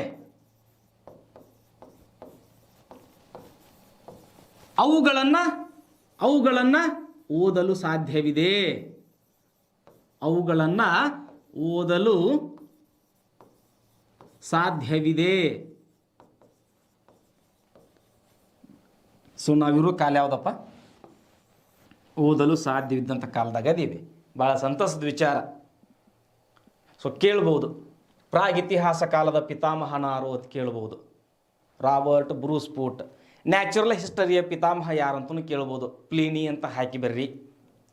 ಮತ್ತು ಈ ಮೂರನ್ನು ನಾವು ಸೇರಿ ಅಧ್ಯಯನ ಮಾಡಕ್ಕೆ ಕುಂತೀವಿ ಅಂತಂದ್ರೆ ನಮಗೆ ಇತಿಹಾಸದ ಒಳಗೆ ಕರ್ಕೊಂಡು ಹೋಗುತ್ತದು. ಬಡ ಹೋಗಿ ಯಾವುದೋ ಒಂದು ಅಡ್ಕಿನ ಪೇಜ್ ತೊಗೊಂಡು ಶಾರ್ಟ್ ನೋಡಿ ಸಿಕ್ತಂತ ಓದಿದ್ವಿ ಅಂದ್ರೆ ಮಂದಿಯವ್ರ ರಾಣಿ ಬರುದನ ಇಲ್ಲದು, ನಿಮ್ಮ ಸನ್ಯಾಕ ಹಾಯಂಗೆ ಇಲ್ಲದು. ಮೊದಲಕ್ಕೆ ನಾ ಎಲ್ಲಿಂದ ಬಂದೆ ಅಂತ ನಾ ಕೇಳಿಲ್ಲ, ನಾ ಯಾಕೆ ನಿನ್ನ ತಾಕ ಬರಲಿ ಅಂತದ. ವಿದ್ಯಾರ್ಥಿ ಮಿತ್ರರೇ, ಸ್ಪರ್ಧಾತ್ಮಕ ಪರೀಕ್ಷೆಗೆ ತಯಾರಾಗೋದು ಅಂತಂದ್ರೆ ವಿಸ್ತೃತವಾಗಿರ್ತಕ್ಕಂತಹ ಅಧ್ಯಯನ ಮಾಡಬೇಕು. ಮೊದಲ ಪಟ ಯಾವ ಶಾರ್ಟ್ ನೋಟ್ಸ್ ತೊಗೊಂಡು ಅಧ್ಯಯನ ಮಾಡಬೇಡ್ರಿ. ಅದಕ್ಕೆ ಕೌಂಟ್ ಟು 0ದಿಂದ ಪ್ರಾರಂಭ ಮಾಡ್ಲಿಕ್ಕತ್ತೀವಿ ಇತಿಹಾಸವನ್ನು ನಾವು. ಸೊ ಸಂತೋಷ್ ಲಾಡ್ ಫೌಂಡೇಶನ್ ಮಾಡ್ತಕ್ಕಂತಹ ಈ ಉದಾತ್ತವಾಗಿರ್ತಕ್ಕಂಥ ಕಾರ್ಯ ನಿಮ್ಮೆಲ್ಲರನ್ನ ಯಶಸ್ಸಿನ ದಾರಿ ಕರ್ಕೊಂಡು ಹೋಗಲಿ ಅನ್ನೋ ಉದ್ದೇಶದಿಂದಲೇ. ಸೊ ಮತ್ತೊಂದು ಸಾರಿ ಹೇಳಿಕತ್ತೀನಿ, ನಾವು ಪ್ರಾಚೀನ ಭಾರತದ ಇತಿಹಾಸವನ್ನು ಎಷ್ಟು ಭಾಗಗಳಾಗಿ ಅಧ್ಯಯನ ಮಾಡ್ಬೋದು? 3 ಭಾಗಗಳಾಗಿ. ಹೆಂಗೆ ಯಾವ್ಯಾವ ಓದ್ ಕೇಳಿದ್ರೆ, ಇತಿಹಾಸ ಪೂರ್ವಕಾಲ ರೀ ಸರ, ಇತಿಹಾಸ ಸಮೀಪದ ಕಾಲ ರೀ, ಮತ್ತು ಇತಿಹಾಸ ರೀ ಅಂತೇಳಿ. ಸೊ ಅದನ್ನು ಇಲ್ಲೇ free history, true history, only for history. So ಹೀಗೆ 3 ವಿಭಾಗಗಳನ್ನಾಗಿ ಮಾಡಿ ಅಧ್ಯಯನ ಮಾಡಬೇಕಾಗ್ತದೆ. ಇದರಲ್ಲಿ ಪ್ರಮುಖವಾಗಿ ನಮಗೆ ಬೇಕಾಗಿದ್ದು ಒಂದನೇದ್ದು ಇತಿಹಾಸ ಪೂರ್ವಕಾಲ. ಏನು ಹಂಗಂದ್ರಂತ ಆಲ್ರೆಡಿ ಗೊತ್ತಾಗ್ಯದ. ಸೊ ಅದನ್ನು ಸ್ವಲ್ಪ ನೋಡ್ತಾ ಹೋಗೋಣ. ಇಲ್ಲಿ ಇತಿಹಾಸ ಪೂರ್ವಕಾಲ ಅಥವಾ ಪ್ರಾಗಿತಿಹಾಸ ಕಾಲ ಅಂತ ಏನು ಹೇಳತ್ತೀವಲ್ಲ, ಪ್ರೀ ಹಿಸ್ಟ್ರಿ ಅಂತ ಏನು ಹೇಳತ್ತೀವಲ್ಲ, ಇದರೊಳಗನ ಮತ್ತೊಂದಿಷ್ಟು ವಿಭಾಗಗಳು ಕವಲುಗಳು ಹೊಡಿತದೆ. ಹೆಂಗೆ? ಇಲ್ಲಿ ಅದ ನೋಡ್ರಿ, ಹಳೆ ಶಿಲಾಯುಗ. ಯಾವ ಶಿಲಾಯುಗ? ಹಳೆ ಶಿಲಾಯುಗ. ಸೊ ಅದನ್ನು ಇಂಗ್ಲೀಷ್ನೊಳಗೆ ಫ್ಯಾಲಿಯೋ ಲಿಥಿಕ್ ಏಜ್. ಸೊ ಅದರ ಕಾಲಾವಧಿ ಕ್ರಿಸ್ತಪೂರ್ವ 30,000 ವರ್ಷದಿಂದ ಹಿಡಿದು 8,000 ಮಟ್ಟ. ಇಲ್ಲೇ ರಿವರ್ಸ್ ಬರಬೇಕು, ನೆನಪಿರಲಿ. ವರ್ಷಗಳನ್ನು ಏರ್ಸ್ಕೊಂತ ಹೋಗ್ಬೇಡ್ರಿ. 30,000 ಅಂದರೆ 40,000 ಬರೀ ಅನ್ಬೇಡ್ರಿ. ಕ್ರಿಸ್ತಪೂರ್ವ ಅಂತದ, ಕ್ರಿಸ್ತ ಹುಟ್ಟುವ ಮುಂಚೆ ಅಂತದ. ಸೊ ಅದಕ್ಕೆ ಒನ್ಸ್ ಅಗೇನ್ ಹಳೆಯ ಶಿಲಾಯುಗ. ಎಲ್ಲೇ ಪ್ರಾಗಿತಿಹಾಸ ಕಾಲ ಬಗ್ಗೆ ಅಧ್ಯಯನ ಮಾಡಬೇಕು ಅಂತಂದ್ರೆ ಇವೆಲ್ಲ ಬದವ. ಸೊ ಇಲ್ಲಿ ಎರಡನೇದ್ದು ಮಧ್ಯ ಶಿಲಾಯುಗ ಅಥವಾ ಸೂಕ್ಷ್ಮ ಶಿಲಾಯುಗ. ಅಂದ್ರೆ ಇಲ್ಲೆಲ್ಲವೂ ನೋಡ್ರಿ ಶಿಲಾಯುಗ. ಇದು ಇಲ್ಲೇನು ಲಿಖಿತ ರೂಪದ ಸಿಗ್ತಾವ ನಮಗೆ? ಯಾವುದರ ಸಾಹಿತ್ಯ ಸಿಗುತ್ತೆ ನಮಗಿಲ್ಲ? ಸಿಗಂಗಿಲ್ಲ. ಇವು ಪುರಾತತ್ವಕ್ಕೆ ಸಂಬಂಧಪಡ್ಬೇಕೀಗ. ಇತ್ತಿತ್ತಲಾಗಿ ಕೆಲವಷ್ಟು ಪತ್ರಿಕೆಗಳು ಹೇಳ್ತಿರ್ತಾವ, ಇಂಥಲ್ಲಿ ಇಂಥ ಶಾಸನಗಳು ಸಿಕ್ಕವ, ಇಂಥದ್ದೊಂದು ಈ ಕಾಲದ ಶಿಲೆ ಸಿಕ್ಕದ ಅಂತೇಳಿ. ಸೊ ಅದಕ್ಕೆ ಇವುಗಳನ್ನು ಪುರಾತತ್ವ ಮೂಲಾಧಾರಗಳಲ್ಲಿ ಅಧ್ಯಯನ ಮಾಡಿದಂಗೆ ಆಗ್ತದೆ. ಸೊ ನೆನಪಿರಲಿ, ನಾವು ಇತಿಹಾಸ ಪೂರ್ವ ಕಾಲವನ್ನು 3 ಭಾಗ ಅಧ್ಯಯನ ಮಾಡಿ 3 ಭಾಗವಾಗಿ ಅದ್ರಾಗ ಹಳೆ ಶಿಲಾಯುಗ, ಮಧ್ಯ ಶಿಲಾಯುಗ ಅಥವಾ ಸೂಕ್ಷ್ಮ. ಸೊ ಇಲ್ಲಿ ನೋಡ್ರಿ, 2 ಕೊಟ್ಟದ. ಮಧ್ಯ ಶಿಲಾಯುಗಕ್ಕೂ ಕೊಟ್ಟದ, ಸೂಕ್ಷ್ಮ ಶಿಲಾಯುಗಕ್ಕೂ ಕೊಟ್ಟದ ಇಂಗ್ಲೀಷ್ನೊಳಗೆ. ಸೊ ಇವು ಗ್ರೀಕ್ ಮೂಲದ್ದವು. ಮ್ಯಾಸೋ ಲಿಥಿಕ್ ಅಥವಾ ಮೈಕ್ರೋ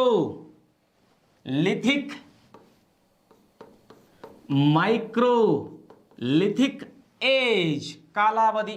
ಸೊ ಒನ್ಸ್ ಅಗೇನ್ ಮಧ್ಯ ಶಿಲಾಯುಗ ಮ್ಯಾಸೋಲಿಥಿಕ್, ಸೂಕ್ಷ್ಮ ಶಿಲಾಯುಗ ಮೈಕ್ರೋಲಿಥಿಕ್ ಏಜ್ ಕಾಲಾವಧಿ 8,000ರಿಂದ ಹಿಡಿದು 4,000ವರೆಗೂ ಅಧ್ಯಯನ ಮಾಡಬೇಕು.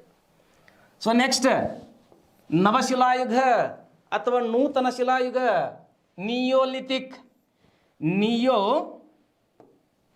ಯಾಕಿಲ್ಲೇ ಕಲರ್ ಬೇರೆ ಬೇರೆ ಮಾಡತ್ತೀನಿ ಅಂತಂದ್ರೆ ಅವುಗಳ ಅರ್ಥವನ್ನು ಹೇಳ್ತೇನೆ ನಾ ಈಗ. ಯಾಕೆ ಕಲರ್ ಬೇರೆ ಬೇರೆ ಮಾಡೀನಿ, ಯಾಕೆ ಹಿಂಗತಿ ಡಿಸೈನು ಹೈಡ್ ಮಾಡಕತ್ತೀವಿ, ಹೈಲೈಟ್ ಮಾಡತ್ತೀವಿ ಅಂತಂದ್ರೆ ಉದ್ದೇಶ ಬೇರೆ ಇದೆ, ತಿಳಿಸ್ಬೇಕು ಅಂತ. ಇದರ ಕಾಲಾವಧಿ ಕ್ರಿಸ್ತಪೂರ್ವ 4,000ದಿಂದ 18. ಇವೆಲ್ಲವೂ ಸುಮಾರು. ಮತ್ತಿವು ನೀವು ಹೋಗಿ ಏನು ಕುಂತು ಅಧ್ಯಯನ ಮಾಡಿ ಬಂದಿರಿ ಅಂತ ಕೇಳಬೇಡ್ರಿ, ಸುಮಾರು ಅಂತ ಬಳಸಬೇಕಾಗ್ತದೆ ಅವಕ್ಕೆ. ಸೊ ಇನ್ನು ತಾಮ್ರಶಿಲಾಯುಗ, ಅದನ್ನ ಚಾಲ್ಕೋ ಲಿಥಿಕ್ ಏಜ್ ಕಾಲಾವಧಿ ಕ್ರಿಸ್ತಪೂರ್ವ 1800ರಿಂದ 800ರವರೆಗೂ. ಕೆಲವಷ್ಟು ಕಡೆಗೆ 3 ಭಾಗ ಅಷ್ಟೇ ಅಧ್ಯಯನ ಮಾಡ್ತಿರ್ತೀವಿ, ಹಳೆ ಶಿಲಾಯುಗ, ಮಧ್ಯ, ನವ ಅಂತೇಳಿ. ಬಿಟ್ಟರೆ ಏನೋ ಸ್ಪೆಸಿಫಿಕ್ ಆಗಿ ತಾಮ್ರಶಿಲಾಯುಗ ಅಂತ ಅಧ್ಯಯನ ಮಾಡ್ತೀವಿ. ಸೊ ಇಲ್ಲೆಲ್ಲವನ್ನು ತೊಗೊಂಡು ಬಂದೀನಿ. ಸೊ ಕೊನೆಯದಾಗಿ ಕಬ್ಬಿಣದ ಶಿಲಾಯುಗ ಅಥವಾ ಐರನ್ ಏಜ್. ಯಾವ ಏಜು? Iron age. ಎಲ್ಲಿಂದ್ರ ಅಂದ್ರೆ ಕ್ರಿಸ್ತಪೂರ್ವ 800ರ ನಂತರ. ಕ್ರಿಸ್ತಪೂರ್ವ 800ರ ನಂತರದ ಅವಧಿ ಅಂದಂಗ. ಸೊ ಒನ್ಸ್ ಅಗೇನ್ ಹೇಳ್ತೀನಿ, ಇತಿಹಾಸ ಪೂರ್ವಕಾಲವನ್ನು ನಾವು ಪ್ರಾಗಿತಿಹಾಸ ಕಾಲ ಅಂತ ಕರಿತೀವಿ. ಇದರ ಪಿತಾಮಹ ಯಾರು ಅಂತ ಕೇಳಿದ್ರೆ ಯಾಕೆ ಏನು ಗೊತ್ತಾಗ್ತದೆ ಮುಂದೆ. ರಾಬರ್ಟ್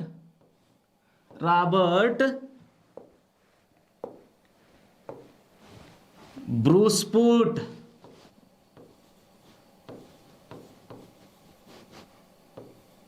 ರಾಬರ್ಟ್ ಬ್ರೂಸ್ಫೂಟ್ ಪ್ರಾಗಿತಿಹಾಸ ಕಾಲದ ಪಿತಾಮಹ. Okay, yes. ಇವುಗಳನ್ನು ಕವಲುಗಳನ್ನು ನೋಡಿದಾಗ 1 ಹಳೆ ಶಿಲಾಯುಗ, 2 ಮಧ್ಯ ಶಿಲಾಯುಗ, 3 ನವಶಿಲಾಯುಗ, 4 ತಾಮ್ರ, 5 ಕಬ್ಬಿಣ ಶಿಲಾಯುಗ. ಸೊ ಅವುಗಳನ್ನು ಇಂಗ್ಲೀಷ್ನೊಳಗೆ ಫ್ಯಾಲಿಯೋಲಿಥಿಕ್ ಏಜ್, ಮ್ಯಾಸೋಲಿಥಿಕ್ ಏಜ್ ಅಥವಾ microlithic age. So once again neolithic age, chalcolithic age, iron age. ಹಿಂಗಿಲ್ಲೇ ಅಧ್ಯಯನವನ್ನು ಮಾಡ್ತೀವಿ. ಒಂದೊಂದಾಗೆ ಇಲ್ಲೇ ಸಂಕ್ಷಿಪ್ತವಾಗಿ ತಿಳಿಸ್ತಾನೆ ನಿಮಗೆ. ಸೇಮ್ ಇರ್ತದೆ, ಅವುಗಳನ್ನು ಸ್ವಲ್ಪ ಅರ್ಥ ಮಾಡ್ಕೊಂಡು ಬಿಡ್ರಿ. ಫ್ಯಾಲಿಯೋ ಏನ್ರಿ ಇದು?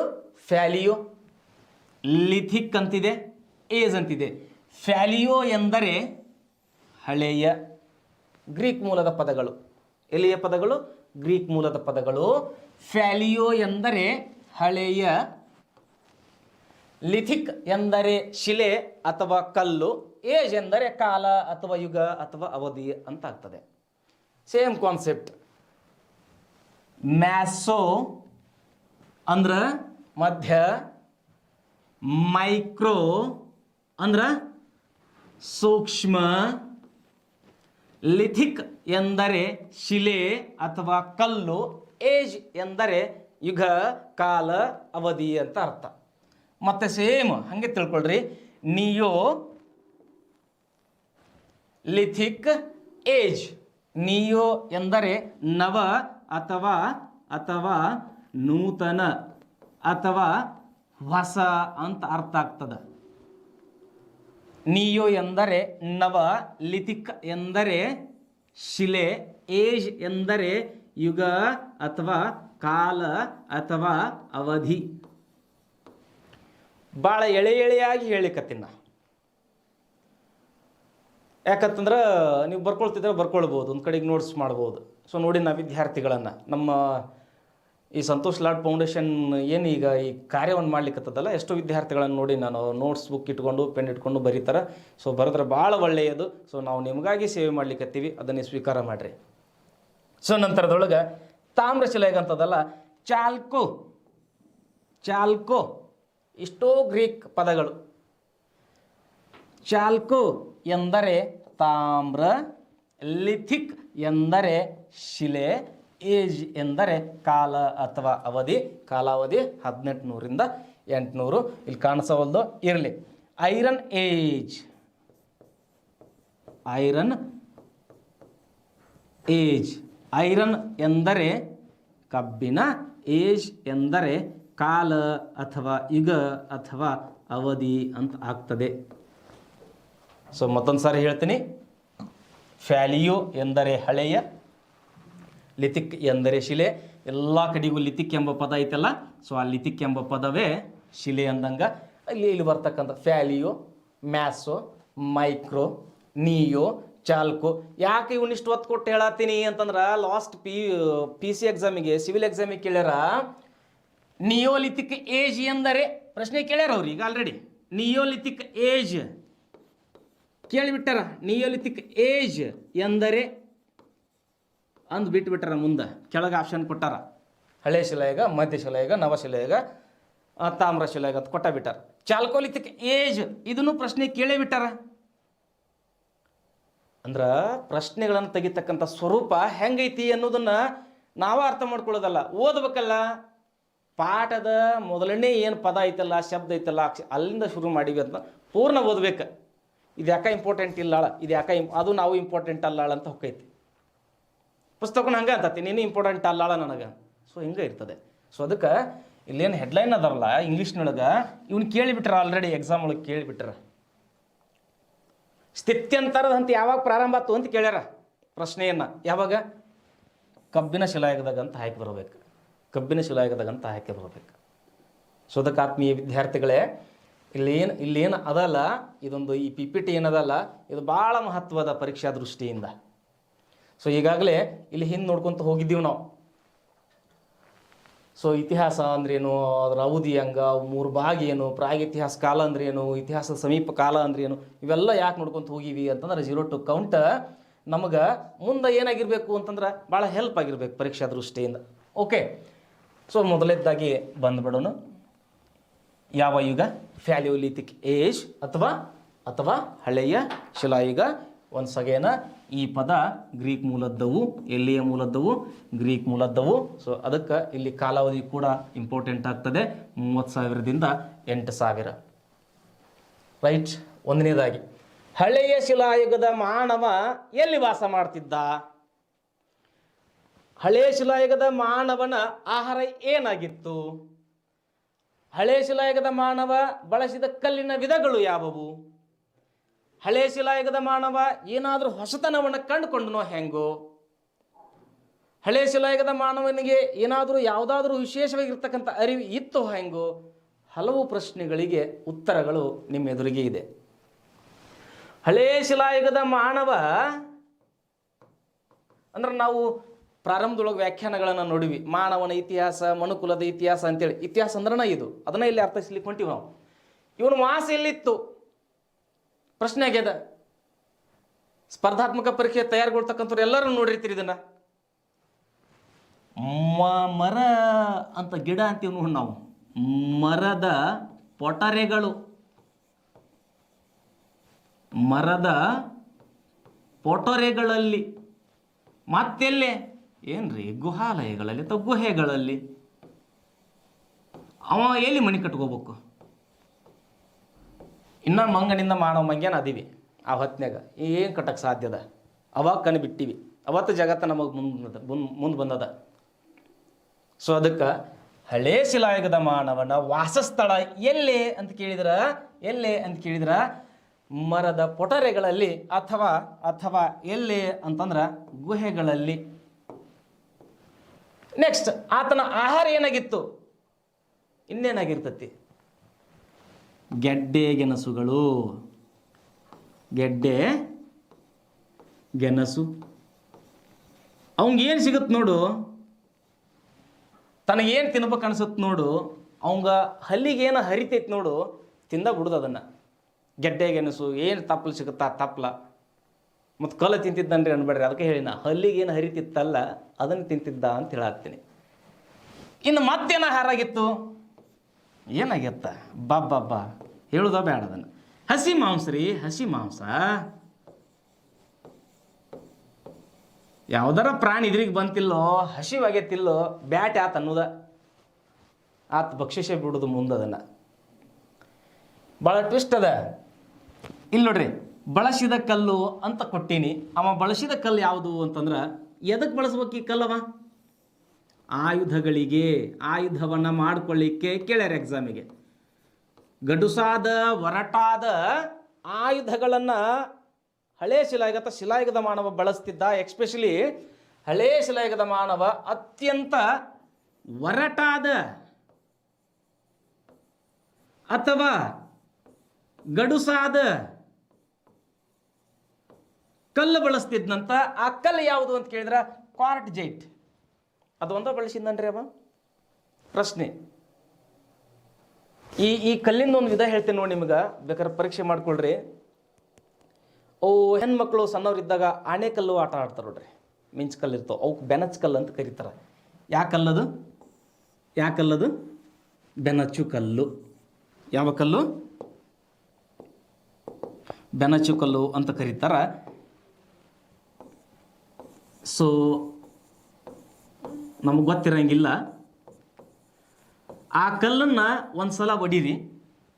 ಆ ಕಲ್ಲನ್ನು ಒಂದ್ಸಲ ಏನು ಮಾಡ್ರಿ ಅಂತಂದ್ರೆ ಒಡೆದು ಬಿಡ್ರಿ. ಹೊಡಿ ಹೊತ್ನ್ಯಾಗ ಎಲ್ಲಾರ ಸ್ವಲ್ಪ ಕೈಗೆರ ಕಾಲಿಗೆರ ಬಡಿತು, ಇಲ್ಲ ನಾವು ಅಡ್ಡಾಡಿ ಹೊತ್ನ್ಯಾಗ ತುಳಿದ್ವಿ ಅಂದ್ರೆ ಅಷ್ಟೇನಾಗ್ತದೆ ಅಂದ್ರೆ ಒಂಥರ ಬ್ಲೇಡಿಲೆ ಹೆರಿಚಿದಂಗೆ ಆಗ್ತದೆ, ಅಷ್ಟು ಹರಿತವಾಗಿರ್ತದೆ. ಅಂಥ ಕಲ್ಲು ಕ್ವಾರ್ಟ್ಜೈಟ್ ಕಲ್ಲು, ಅಂಥ ಕಲ್ಲ ಬೆಂಚ್ ಕಲ್ಲು ಅಂತ ಕರೀತಾರೆ ಅದಕ್ಕೆ. ಇದ್ರ ಜೊತೆಗೆ ಯಾವ ಕಲ್ಲು ಬಳಸಿದ ಅನ್ನೋದು ಇಂಪಾರ್ಟೆಂಟ್ ಆಗ್ತದೆ. ಅಗ್ನಿಶಿಲೆ. ಯಾವ ಶಿಲೆ? ಅಗ್ನಿಶಿಲೆ. ಮತ್ತೊಂದು ಜಲಜ ಶಿಲೆ. ಯಾವ ಶಿಲಾಯುಗದ ಮಾನವ ಬೆನಚು ಕಲ್ಲನ್ನು ಬಳಸಿದ? ಹಳೇ ಶಿಲಾಯುಗ. ಹಿಂಗೆ ಪ್ರಶ್ನೆ. ಹಳೇ ಶಿಲಾಯುಗದ ಮಾನವನು ಬಳಸಿದ ಕಲ್ಲು ಯಾವುದು? ಬೆನಚು ಕಲ್ಲು ಅಥವಾ ಕ್ವಾರ್ಟ್ಜೈಟ್. ಅಲ್ಲೇನು ಆ ಕಲ್ಲನ್ನು ಬಳಸಿದ್ ನೋಡ್ರಿ, ಅದ ಹೆಸರಲ್ಲೇ ನಾವಂಗ ಕ್ವಾರ್ಟ್ಜೈಟ್ ಮ್ಯಾನ್ ಅಂತನ ಕರೆದ್ಬಿಟ್ಟು. ಸೊ ಒನ್ಸ್ ಅಗೇನ್ ಹೇಳಿಕತ್ತೀನಿ ನಾನು, ಹಳೇ ಶಿಲಾಯುಗದ ಮಾನವನ ವಾಸಸ್ಥಳ ಮರದ ಪೊಟರೆಗಳಲ್ಲಿ, ಗುಹೆಗಳಲ್ಲಿ ಇರ್ತಿತ್ತು. ಅವೇ ಮಳೆಯ ಚಳಿಯ ಗಾಳಿ ಯಾವ ಪರಿಜ್ಞಾನ ಇರ್ತಿರಲಿಲ್ಲ. ಸೊ ಇನ್ನು ಆತ ಬಳಸಿದಂಥದ್ದು ಏನು ಅಂದರೆ ತಿನ್ನಾಕ ಆಹಾರ ಯಾವುದು ಅಂದರೆ ಗೆಡ್ಡೆ ಗೆಣಸುಗಳು ಮತ್ತು ಹಸಿ ಮಾಂಸ. ಇನ್ನು ಅವನು ಬಳಸಿದ ಕಲ್ಲುಗಳು ಮೊದಲನೇ ಪ್ರಾಶಸ್ತಿ ಯಾವುದಕ್ಕಂದ್ರೆ ಬೆನಚ್ ಕಲ್ಲು ಅಥವಾ ಕ್ವಾರ್ಟ್ಜೈಟ್ ಕಲ್ಲಿಗೆ. ಯಾಕಂದ್ರೆ ಅದು ಅತಿ ಒರಟಾಗಿ ಇರ್ತದ, ಗಡುಸಾಗಿ ಇರ್ತದ, ಅದನ್ನೇ ತನ್ನ ಆಯುಧವನ್ನಾಗಿ ಮಾಡ್ಕೊಂಡಿದ್ನಲ್ಲ, ಅದಕ್ಕೆ ಕ್ವಾರ್ಟ್ಜೈಟ್ ಮ್ಯಾನ್ ಯುಗ ಅಥವಾ ಕ್ವಾರ್ಟ್ಜೈಟ್ ಮ್ಯಾನ್ ಅಂತನ ಕರಿತೀವಿ. ಇನ್ನು ಈ ಬೆನಚು ಕಲ್ಲಿನ ಜೊತೆಗೆ ಅಥವಾ ಕ್ವಾರ್ಡ್ಜೇಟ್ ಕಲ್ಲಿನ ಜೊತೆಗೆ ಬೇರೆ ಯಾವ ಶಿಲೆ ಬಳಸ್ಯಾನನ್ರಿ? ಕಲ್ಲು ಬಳಸ್ಯಾನನ್ರಿ? ಬಳಸ್ಯಾನ. ಒಂದು ಅಗ್ನಿಶಿಲೆ, ಮತ್ತೊಂದು ಜಲಜ ಶಿಲೆ. ಯಾವ್ಯಾವು? ಬೆನಚು ಕಲ್ಲು, ಅಗ್ನಿಶಿಲೆ, ಜಲಜ ಶಿಲೆ. ಈ 3 ಕಲ್ಲುಗಳನ್ನು ಅವ ಬೆಳೆಸ್ಯಾನ. ಇದರಾಗ ಎಕ್ಸಾಮಿಗೆ ಬಂದಿದ್ದು ಯಾವುದು ಅಂತ ಕೇಳಿದ್ರೆ ಬೆನಚು ಕಲ್ಲಿನ ಮೇಲೆ ಪ್ರಶ್ನೆಗಳು ಸಾಕಷ್ಟು ಸಾರಿ ಬಂದದ. ಅದು PC ಎಕ್ಸಾಮ್ಗೆ ಕೇಳ್ಯಾರ. ಇನ್ನು ಇಲ್ಲಿ ನೋಡ್ರಿ ಎಷ್ಟು ಮಹತ್ವದ ಪಾಯಿಂಟ್ ಕೊಟ್ಟಿದೆ. ಇದರೊಳಗೆ ಏನು ಇಂಪಾರ್ಟೆಂಟ್ ನಮಗಂದ್ರೆ ಇಲ್ಲಿ ಐತೆ ನೋಡು ಈ ಪದ ಯಾವುದು? ಕೊನೆಯಲ್ಲಿ. ಈ ಪದ ಯಾವುದು? ಕೊನೆಯಲ್ಲಿ. ಹಳೇ ಶಿಲಾಯುಗದ ಮಾನವನು ಹಳೇ ಶಿಲಾಯುಗದ ಕೊನೆಯ ಅವಧಿಯಲ್ಲಿ ಏನನ್ನು ಕಂಡು ಹಿಡಿದ ಅಂತಂದ್ರೆ ಬೆಂಕಿಯ ಬಗ್ಗೆ ಅರಿತುಕೊಂಡ. ಕೇಳಿರ್ತೀವಿ, ನಾವು ಕತೆ ಕೇಳಿರ್ತೀವಿ. ಬೇಕಿದ್ರೆ ನಾವು ಅದನ್ನು ಕೆಲವು ಸಾರಿ ಅನುಭವಿಸ್ತಿರ್ತೀವಿ. ಜೋರಾಗಿ ಕಲ್ಲು ಒಗದಿವಿ ಅಂದ್ರೆ ಇನ್ನೊಂದು ಕಲ್ಲಿಗೆ ಬಡ್ದಾಗ ಏನು ಹಾಕ್ತದ ಅಲ್ಲೇ ಹಿಂಗೆ ಚಟ್ ಅಂತೇಳಿ ಕಿಡಿ ಹಾರ್ತದ, ಒಂದು ಬೆಂಕಿಯ ಕಿಡಿ ಹಾರ್ತದ. ಹಿಂಗೆ ಹಳೆ ಶಿಲಾಯುಗದ ಮಾನವ ಯಾವಾಗ ಒಂದು ಸಾರಿ ಏನೋ ಪ್ರಾಣಿಗಳನ್ನು ತನ್ನ ಆಹಾರಕ್ಕಾಗಿ ಕೊಲ್ಬೇಕಾದಂಥ ಸಂದರ್ಭದೊಳಗೆ ಒಗದನ ಕಲ್ಲು ಅದು ಬೆಂಕಿಯ ಕಿಡಿಯಾಗಿದೆ. ಅರಣ್ಯ ಅಲ್ರಿ, ಕೆಲವಷ್ಟಲ್ಲೇ ಹಸಿನೂ ಇರ್ತದ, ಒಣಗಿದ್ದೂ ಇರ್ತದ ಎಲೆಗಳು. ಅವುಗಳಿಗೆ ಬೆಂಕಿ ತಗಲಿ ಅರಣ್ಯದಾದ್ಯಂತ ಹಬ್ಬಿ ಬಿಟ್ಟಿತ್ತು. ಅಯ್ಯೋ ನಾನು ಕಲ್ಲು ಒಗದಿದ್ದಕ್ಕೆ ಹತ್ತಿತ್ತು ಅಂತ ಒಂದು ಕಡೆ. ಇನ್ನೊಂದು ಕಡೆ ಹೇಳ್ತಾರೆ ಮರಗಳ ಘರ್ಷಣೆಯಿಂದ ಏನಾಗ್ಯದ ಅಂತಂದ್ರೆ ಬೆಂಕಿ ಉದ್ಭವ ಆಗ್ಯದ. ಇದನ್ನು ಆ ಮಾನವ ಹಳೆ ಶಿಲಾಯುಗದ ಮಾನವ ನೋಡ್ಯಾನ. ಆ ಸಂದರ್ಭದೊಳಗೆ ಆ ಬೆಂಕಿ ಒಳಗೆ ಸುಟ್ಟು ಹೋಗಿರ್ತಕ್ಕಂಥ ಎಷ್ಟೋ ಜೀವಿಗಳು ಅವುಗಳನ್ನು ಅವ ಆಹಾರವಾಗಿ ತಿಂತಾನ. ಗೊತ್ತಿರಂಗಿಲ್ಲ, ಒಟ್ಟು ಅವ್ನಿಗೆ ಹಸಿವಾಗ್ಯದ, ತಿನ್ಬೇಕಾಗ್ಯದ. ಸುಟ್ಟಿದ್ದನ್ನ ತಿಂದು ನೋಡ್ಯಾನ. ಅಬ್ಬಾ ಇಟ್ಟು ದಿನ ಹಂಗೆ ತಿಂತಿದ್ದು ನಾನು, ಏನು ಅನಿಸ್ತಿದ್ದಿಲ್ಲ, ಏನೋ ಒಂದು ರೀತಿ ಟೇಸ್ಟ್ ಐತೆಲ್ಲ. ಈಗಿನ ಹುಡುಗರಿಗೆ ಹೇಳೋದೇ ಬೇಕಾಗಿಲ್ಲ. ಯಾವತ್ತು ಸುಟ್ಟು ತಿನ್ನಬೇಕು, ಯಾವ ಸುಟ್ಟು ತಿನ್ನಬಾರ್ದು ಎಲ್ಲ ಗೊತ್ತಿರ್ತದೆ. ಯಾವ ಹೊತ್ನಾಗ ಸುಡಬೇಕು, ಯಾವ ಹೊತ್ನಾಗ ಸುಡಬಾರ್ದು ಅಂತಲೂ ಗೊತ್ತಿರ್ತದೆ. ಸೊ ಅದಕ್ಕೆ ಹಳೇ ಶಿಲಾಯುಗದ ಮಾನವ ಬೆಂಕಿಯ ಬಗ್ಗೆ ಯಾವಾಗ ಅರಿತುಕೊಂಡ ಅಂತಂದರೆ ಕೊನೆಯ ಭಾಗದಲ್ಲಿ ಅಥವಾ ಕೊನೆಯ ಅವಧಿಯಲ್ಲಿ. ಇನ್ನೇನು ಹಳೆ ಶಿಲಾಯುಗ ಮುಗಿತದೆ ಅನ್ನೋ ಹೊತ್ತಿಗೆ ಬೆಂಕಿಯ ಬಗ್ಗೆ ಆ ಮಾನವ ಅರಿತುಕೊಂಡ. So very important. ಇಲ್ಲೆರಡು ಪದಗಳನ್ನು ಕೊಟ್ಟೀನಿ, cave art and home art ಅಂತ ಕೊಟ್ಟೀನಿ. ಏನು ಕೇವ್ ಆರ್ಟ್ ಅಂದ್ರೆ ಭಾಳ ಸರಳ, ಗುಹಾಕಲೆ. ಯಾಕಲೆ? ಗುಹಾಕಲೆ, ಗುಹೆಗಳನ್ನು ಮಾಡೋದು. ಹೋಮ್ ಆರ್ಟ್, ಯಾ ಆರ್ಟ್? ಹೋಮ್ ಆರ್ಟ್, ಗೃಹ ಕಲೆ. ಯಾಕಲೆ? ತನಗೆ ಹೆಂಗೆ ಬೇಕು ಹಂಗತ ಮಣಿಗಳನ್ನು ನಿರ್ಮಾಣ ಮಾಡ್ತಕ್ಕಂಥ ಒಂದು ಕಾರ್ಯಗಳನ್ನು ಕಲಿತ. ಎಲ್ಲಿಯ ಮಾನವ? ಹಳೆ ಶಿಲಾಯುಗದ ಮಾನವ. ಸೊ ಒನ್ಸ್ ಅಗೇನ್ ಮತ್ತೊಂದು ಸರಿ ಎಲ್ಲವನ್ನು ಹೇಳ್ತೀನಿ. ಹಳೇ ಶಿಲಾಯುಗ, ಅದನ್ನು ಇಂಗ್ಲೀಷ್ನೊಳಗೆ ನಾವಿಲ್ಲಿ ಅಂದ್ರೆ ಗ್ರೀಕ್ ಪದ ಇದು, ಫ್ಯಾಲಿಯೋಲಿಥಿಕ್ ಏಜ್ ಅಂತೀವಿ. ಫ್ಯಾಲಿಯೋ ಎಂದರೆ ಹಳೆಯ, ಲಿಥಿಕ್ ಎಂದರೆ ಶಿಲೆ, ಏಜ್ ಎಂದರೆ ಯುಗ ಅಥವಾ ಕಾಲ. ಇವೆಲ್ಲವೂ ಎಲ್ಲಿಂದ ಬಂದಂದ್ರೆ ಗ್ರೀಕ್ನಾಗಿಂದ ಬಂದವತ್ತ. ಸೊ ಅವನ ವಾಸಸ್ಥಳ ಅಂತ ಬಂದಾಗ ಅವ ಮರದ ಪೊಟರೆಗಳಲ್ಲಿ ಗುಹಾಲಯಗಳಿತ್ತು, ಗುಹೆಗಳಲ್ಲಿ ವಾಸ ಮಾಡ್ತಿದ್ದ. ಆಹಾರ ಅಂತ ಬಂದಾಗ ಗೆಡ್ಡೆ ಗೆಣಸು ತಿಂತಿದ್ದ, ಹಸಿ ಮಾಂಸ ತಿಂತಿದ್ದ. ಅವ ಬಳಸಿದ ಕಲ್ಲು ಯಾವುದು ಅಂತಂದರೆ ಕ್ವಾರ್ಡ್ಜೇಟ್. ಯಾಕೆ ಅಂತಂದ್ರೆ ಅದು ಅತಿ ಒರಟಾಗಿರ್ತಿತ್ತು, ಗಡಸಾಗಿರ್ತಿತ್ತು. ಅದಕ್ಕೆ ಅದ್ರ ಜೊತೆಗೆ ಮತ್ತೆ ಯಾವುದಾದ್ರೂ ಬಳಸಿದ್ನನ್ರಿ ಆಯುಧಗಳಿಗೆ ಅಂತ ಕೇಳಿದ್ರೆ ಒಂದು ಬೆನಚು ಕಲ್ಲಿನ ಜೊತೆಗೆ ಅಗ್ನಿಶಿಲೆ, ಜಲಜ ಶಿಲೆ. ಮತ್ತೇನೋ ವಿಶೇಷವಾಗಿ ಈ ಎಕ್ಸಾಮಿಗೆ ಬಂದದ ಇದು. ಯಾವ ಶಿಲಾಯುಗದ ಮಾನವನು ಬೆಂಕಿಯ ಬಗ್ಗೆ ಅರಿತುಕೊಂಡ ಅಂದರೆ ಹಳೆ ಶಿಲಾಯುಗದ ಮಾನವ ಯಾವ ಸಂದರ್ಭದೊಳಗೆ ಅಂತಂದ್ರೆ ಹಳೆ ಶಿಲಾಯುಗದ ಕೊನೆಯ ಗಳಿಗೆಯಲ್ಲಿ, ಅವಧಿಯಲ್ಲಿ. ಅವ್ನಿಗೆ ವಿಶೇಷವಾಗಿ ಏನು ಗೊತ್ತಿತ್ತು ಅಂದರೆ cave art and home art, ಗುಹಾ ಕಲೆ ಮತ್ತು ಗೃಹ ಕಲೆ ಅಂತ ಹೇಳ್ತೀವಿ. ಸೊ ಆತ್ಮೀಯ ವಿದ್ಯಾರ್ಥಿಗಳೇ, ಹೀಗೆ ನಾವು ಇನ್ನಷ್ಟು ವಿಷಯಗಳನ್ನು ನೋಡ್ತಾ ಹೋದಂಗೆಲ್ಲ ಸೊ ಒಟ್ಟು ನಮಗೆ ಇದರೊಳಗೆ ಅಧ್ಯಯನಕ್ಕೆ ಅಂತ ತೊಡಗಿದ್ದೀವಿ ಅಂದ್ರೆ ಪರೀಕ್ಷಾ ದೃಷ್ಟಿಯಿಂದ ಭಾಳ ಆಳವಾಗಿ ಅಧ್ಯಯನ ಮಾಡಬೇಕಾಗ್ತದೆ. So very important. ಹಳೇ ಶಿಲಾಯುಗದ ಮಾನವನ ನೆಲೆಗಳು ಎಕ್ಸಾಮಿಗೆ ಬಂದಿರತಕ್ಕಂಥದ್ದು ಇಲ್ಲದ. ಸೊ ಏನು ಅಂತಂದ್ರೆ ಹಳೇ ಶಿಲಾಯುಗದ ಮಾನವನ ಒಂದು ವಾಸಿಸುವಂಥ ವ್ಯಾಪ್ತಿ ಅಂತ ಕೇಳಿದಾಗ ಹಿಮಾಲಯದ ಶಿವಾಲಿಕ್ ಪರ್ವತದಿಂದ ದಕ್ಷಿಣದ ತಮಿಳುನಾಡಿನವರೆಗೂ, ಹಿಮಾಲಯದ ಶಿವಾಲಿಕ್ ಪರ್ವತದಿಂದ ದಕ್ಷಿಣದ ತಮಿಳುನಾಡಿನವರೆಗೂ. ಓಕೆ, ಹೀಗಾಗಿ ಇದು ಕೂಡ ಎಕ್ಸಾಮಿಗೆ ಬಂದದ.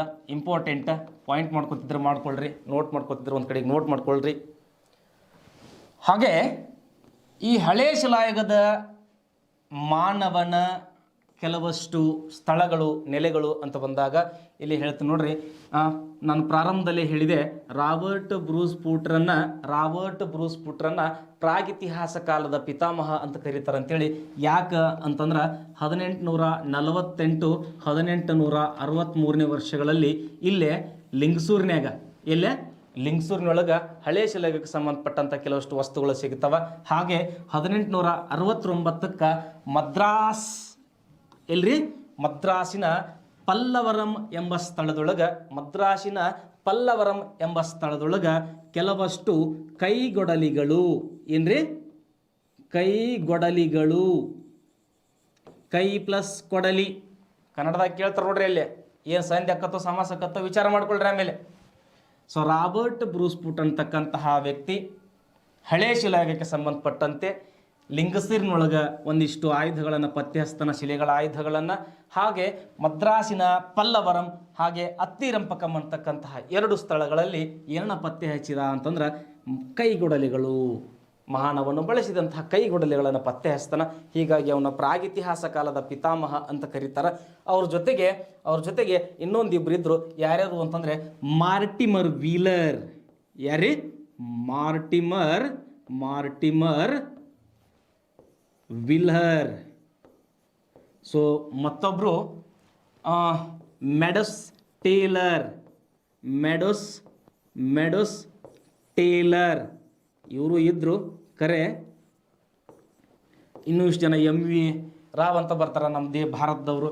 ಸೊ ಸಾಕಷ್ಟು ಜನ ಹಳೆ ಶಿಲಾಯುಗಕ್ಕೆ ಸಂಬಂಧಪಟ್ಟಂತಹ ಕೆಲವಷ್ಟು ಕುರುಹುಗಳನ್ನು ಪತ್ತೆ ಹಚ್ಚಲಿಕ್ಕೆ ಪ್ರಾರಂಭ ಮಾಡಿದಾಗ ಅದರಲ್ಲಿ ಪ್ರಮುಖವಾಗಿ ಬರ್ತಕ್ಕಂಥ ಹೆಸರು Robert Bruce foot.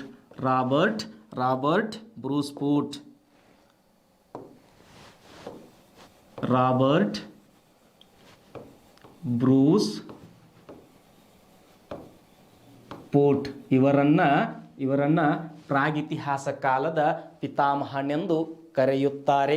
Okay. So ಮೊದಲನೇದ್ದು Madras, ಎರಡನೇದಾಗಿ ಮಧ್ಯಪ್ರದೇಶದ ಆದಮ್ಗರ್ ಮತ್ತು ಭೀಮ್ಬೇಟ್ಕಾ. ಮಧ್ಯಪ್ರದೇಶದ ಆದಮ್ಗರ್ ಮತ್ತು ಭೀಮ್ಬೇಟ್ಕಾ. ಈ ಭೀಮ್ಬೇಟ್ಕಾ ಅನ್ನೋದು ಒಂದು ವಿಶೇಷ ಹೆಸರು. ಮಧ್ಯಪ್ರದೇಶ ತಕ್ಕ ಇದೊಂದು ಇದು ಬರ್ತದೆ, ಅರಣ್ಯ ಬರ್ತದೆ. ಅಲ್ಲಿ ಭೀಮ ಕುಂತ್ಕೊಂಡು ಅಲ್ಲಿರ್ತಕ್ಕಂತಹ ಕಾಡು ಜನತೆಯೊಂದಿಗೆ ಮಾತಾಡ್ತಿದ್ದ. ಹೀಗಾಗಿ ಆ ಸ್ಥಳಕ್ಕೆ ಭೀಮ್ಬೇಟ್ಕಾ ಅಂತ ಹೆಸರು ಬಂದದ. ಸೊ ನಂತರದೊಳಗೆ ಮತ್ತೊಂದು ಪ್ರದೇಶ ಉತ್ತರ ಪ್ರದೇಶ ಅಂತ ತಿಳ್ಕೊಂಡು ಈ ಉತ್ತರ ಪ್ರದೇಶದ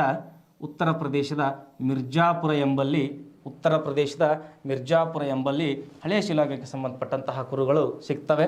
ಹಾಗೆ ಆಂಧ್ರ ಪ್ರದೇಶದ ಯಾವುದು ಅಂತಂದರೆ ಕರ್ನೂಲು ಭಾಗದೊಳಗೆ ಹಳೆಯ ಶಿಲಾಯುಗಕ್ಕೆ ಸಂಬಂಧಪಟ್ಟಂತಹ ಕೆಲವಷ್ಟು ಕುರುಹುಗಳು ಸಿಗ್ತವೆ.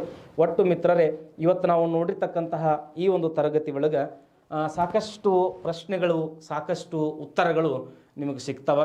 ಸೊ ಪ್ರಶ್ನೆಗಳನ್ನು ಮೊದಲಿಗೆ ನೋಡ್ತಾ ಹೋಗ್ರಿ. ಕೊನೆಯಲ್ಲಿ ನಾನು ಕೂಡ ಏನು ಮಾಡ್ತೀನಿ ಅಂತಂದ್ರೆ ಕೆಲವಷ್ಟು ಪ್ರಶ್ನೆಗಳನ್ನು ಬಿಡಿಸುವಂಥ ಪ್ರಯತ್ನವನ್ನು ಮಾಡ್ತೀನಿ. ನಿಮ್ಮ ಜೊತೆಗೆ ಚರ್ಚೆಯು ಕೂಡ ಮಾಡ್ತಕ್ಕಂಥ ಪ್ರಯತ್ನವನ್ನು ಮಾಡ್ತೀವಿ.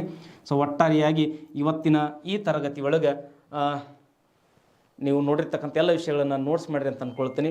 ಸೊ ಈ ಕಾರ್ಯ ನಡೆದಿದ್ದು ಸಂತೋಷ್ ಲಾಡ್ ಫೌಂಡೇಶನ್ ಇವರಿಂದ.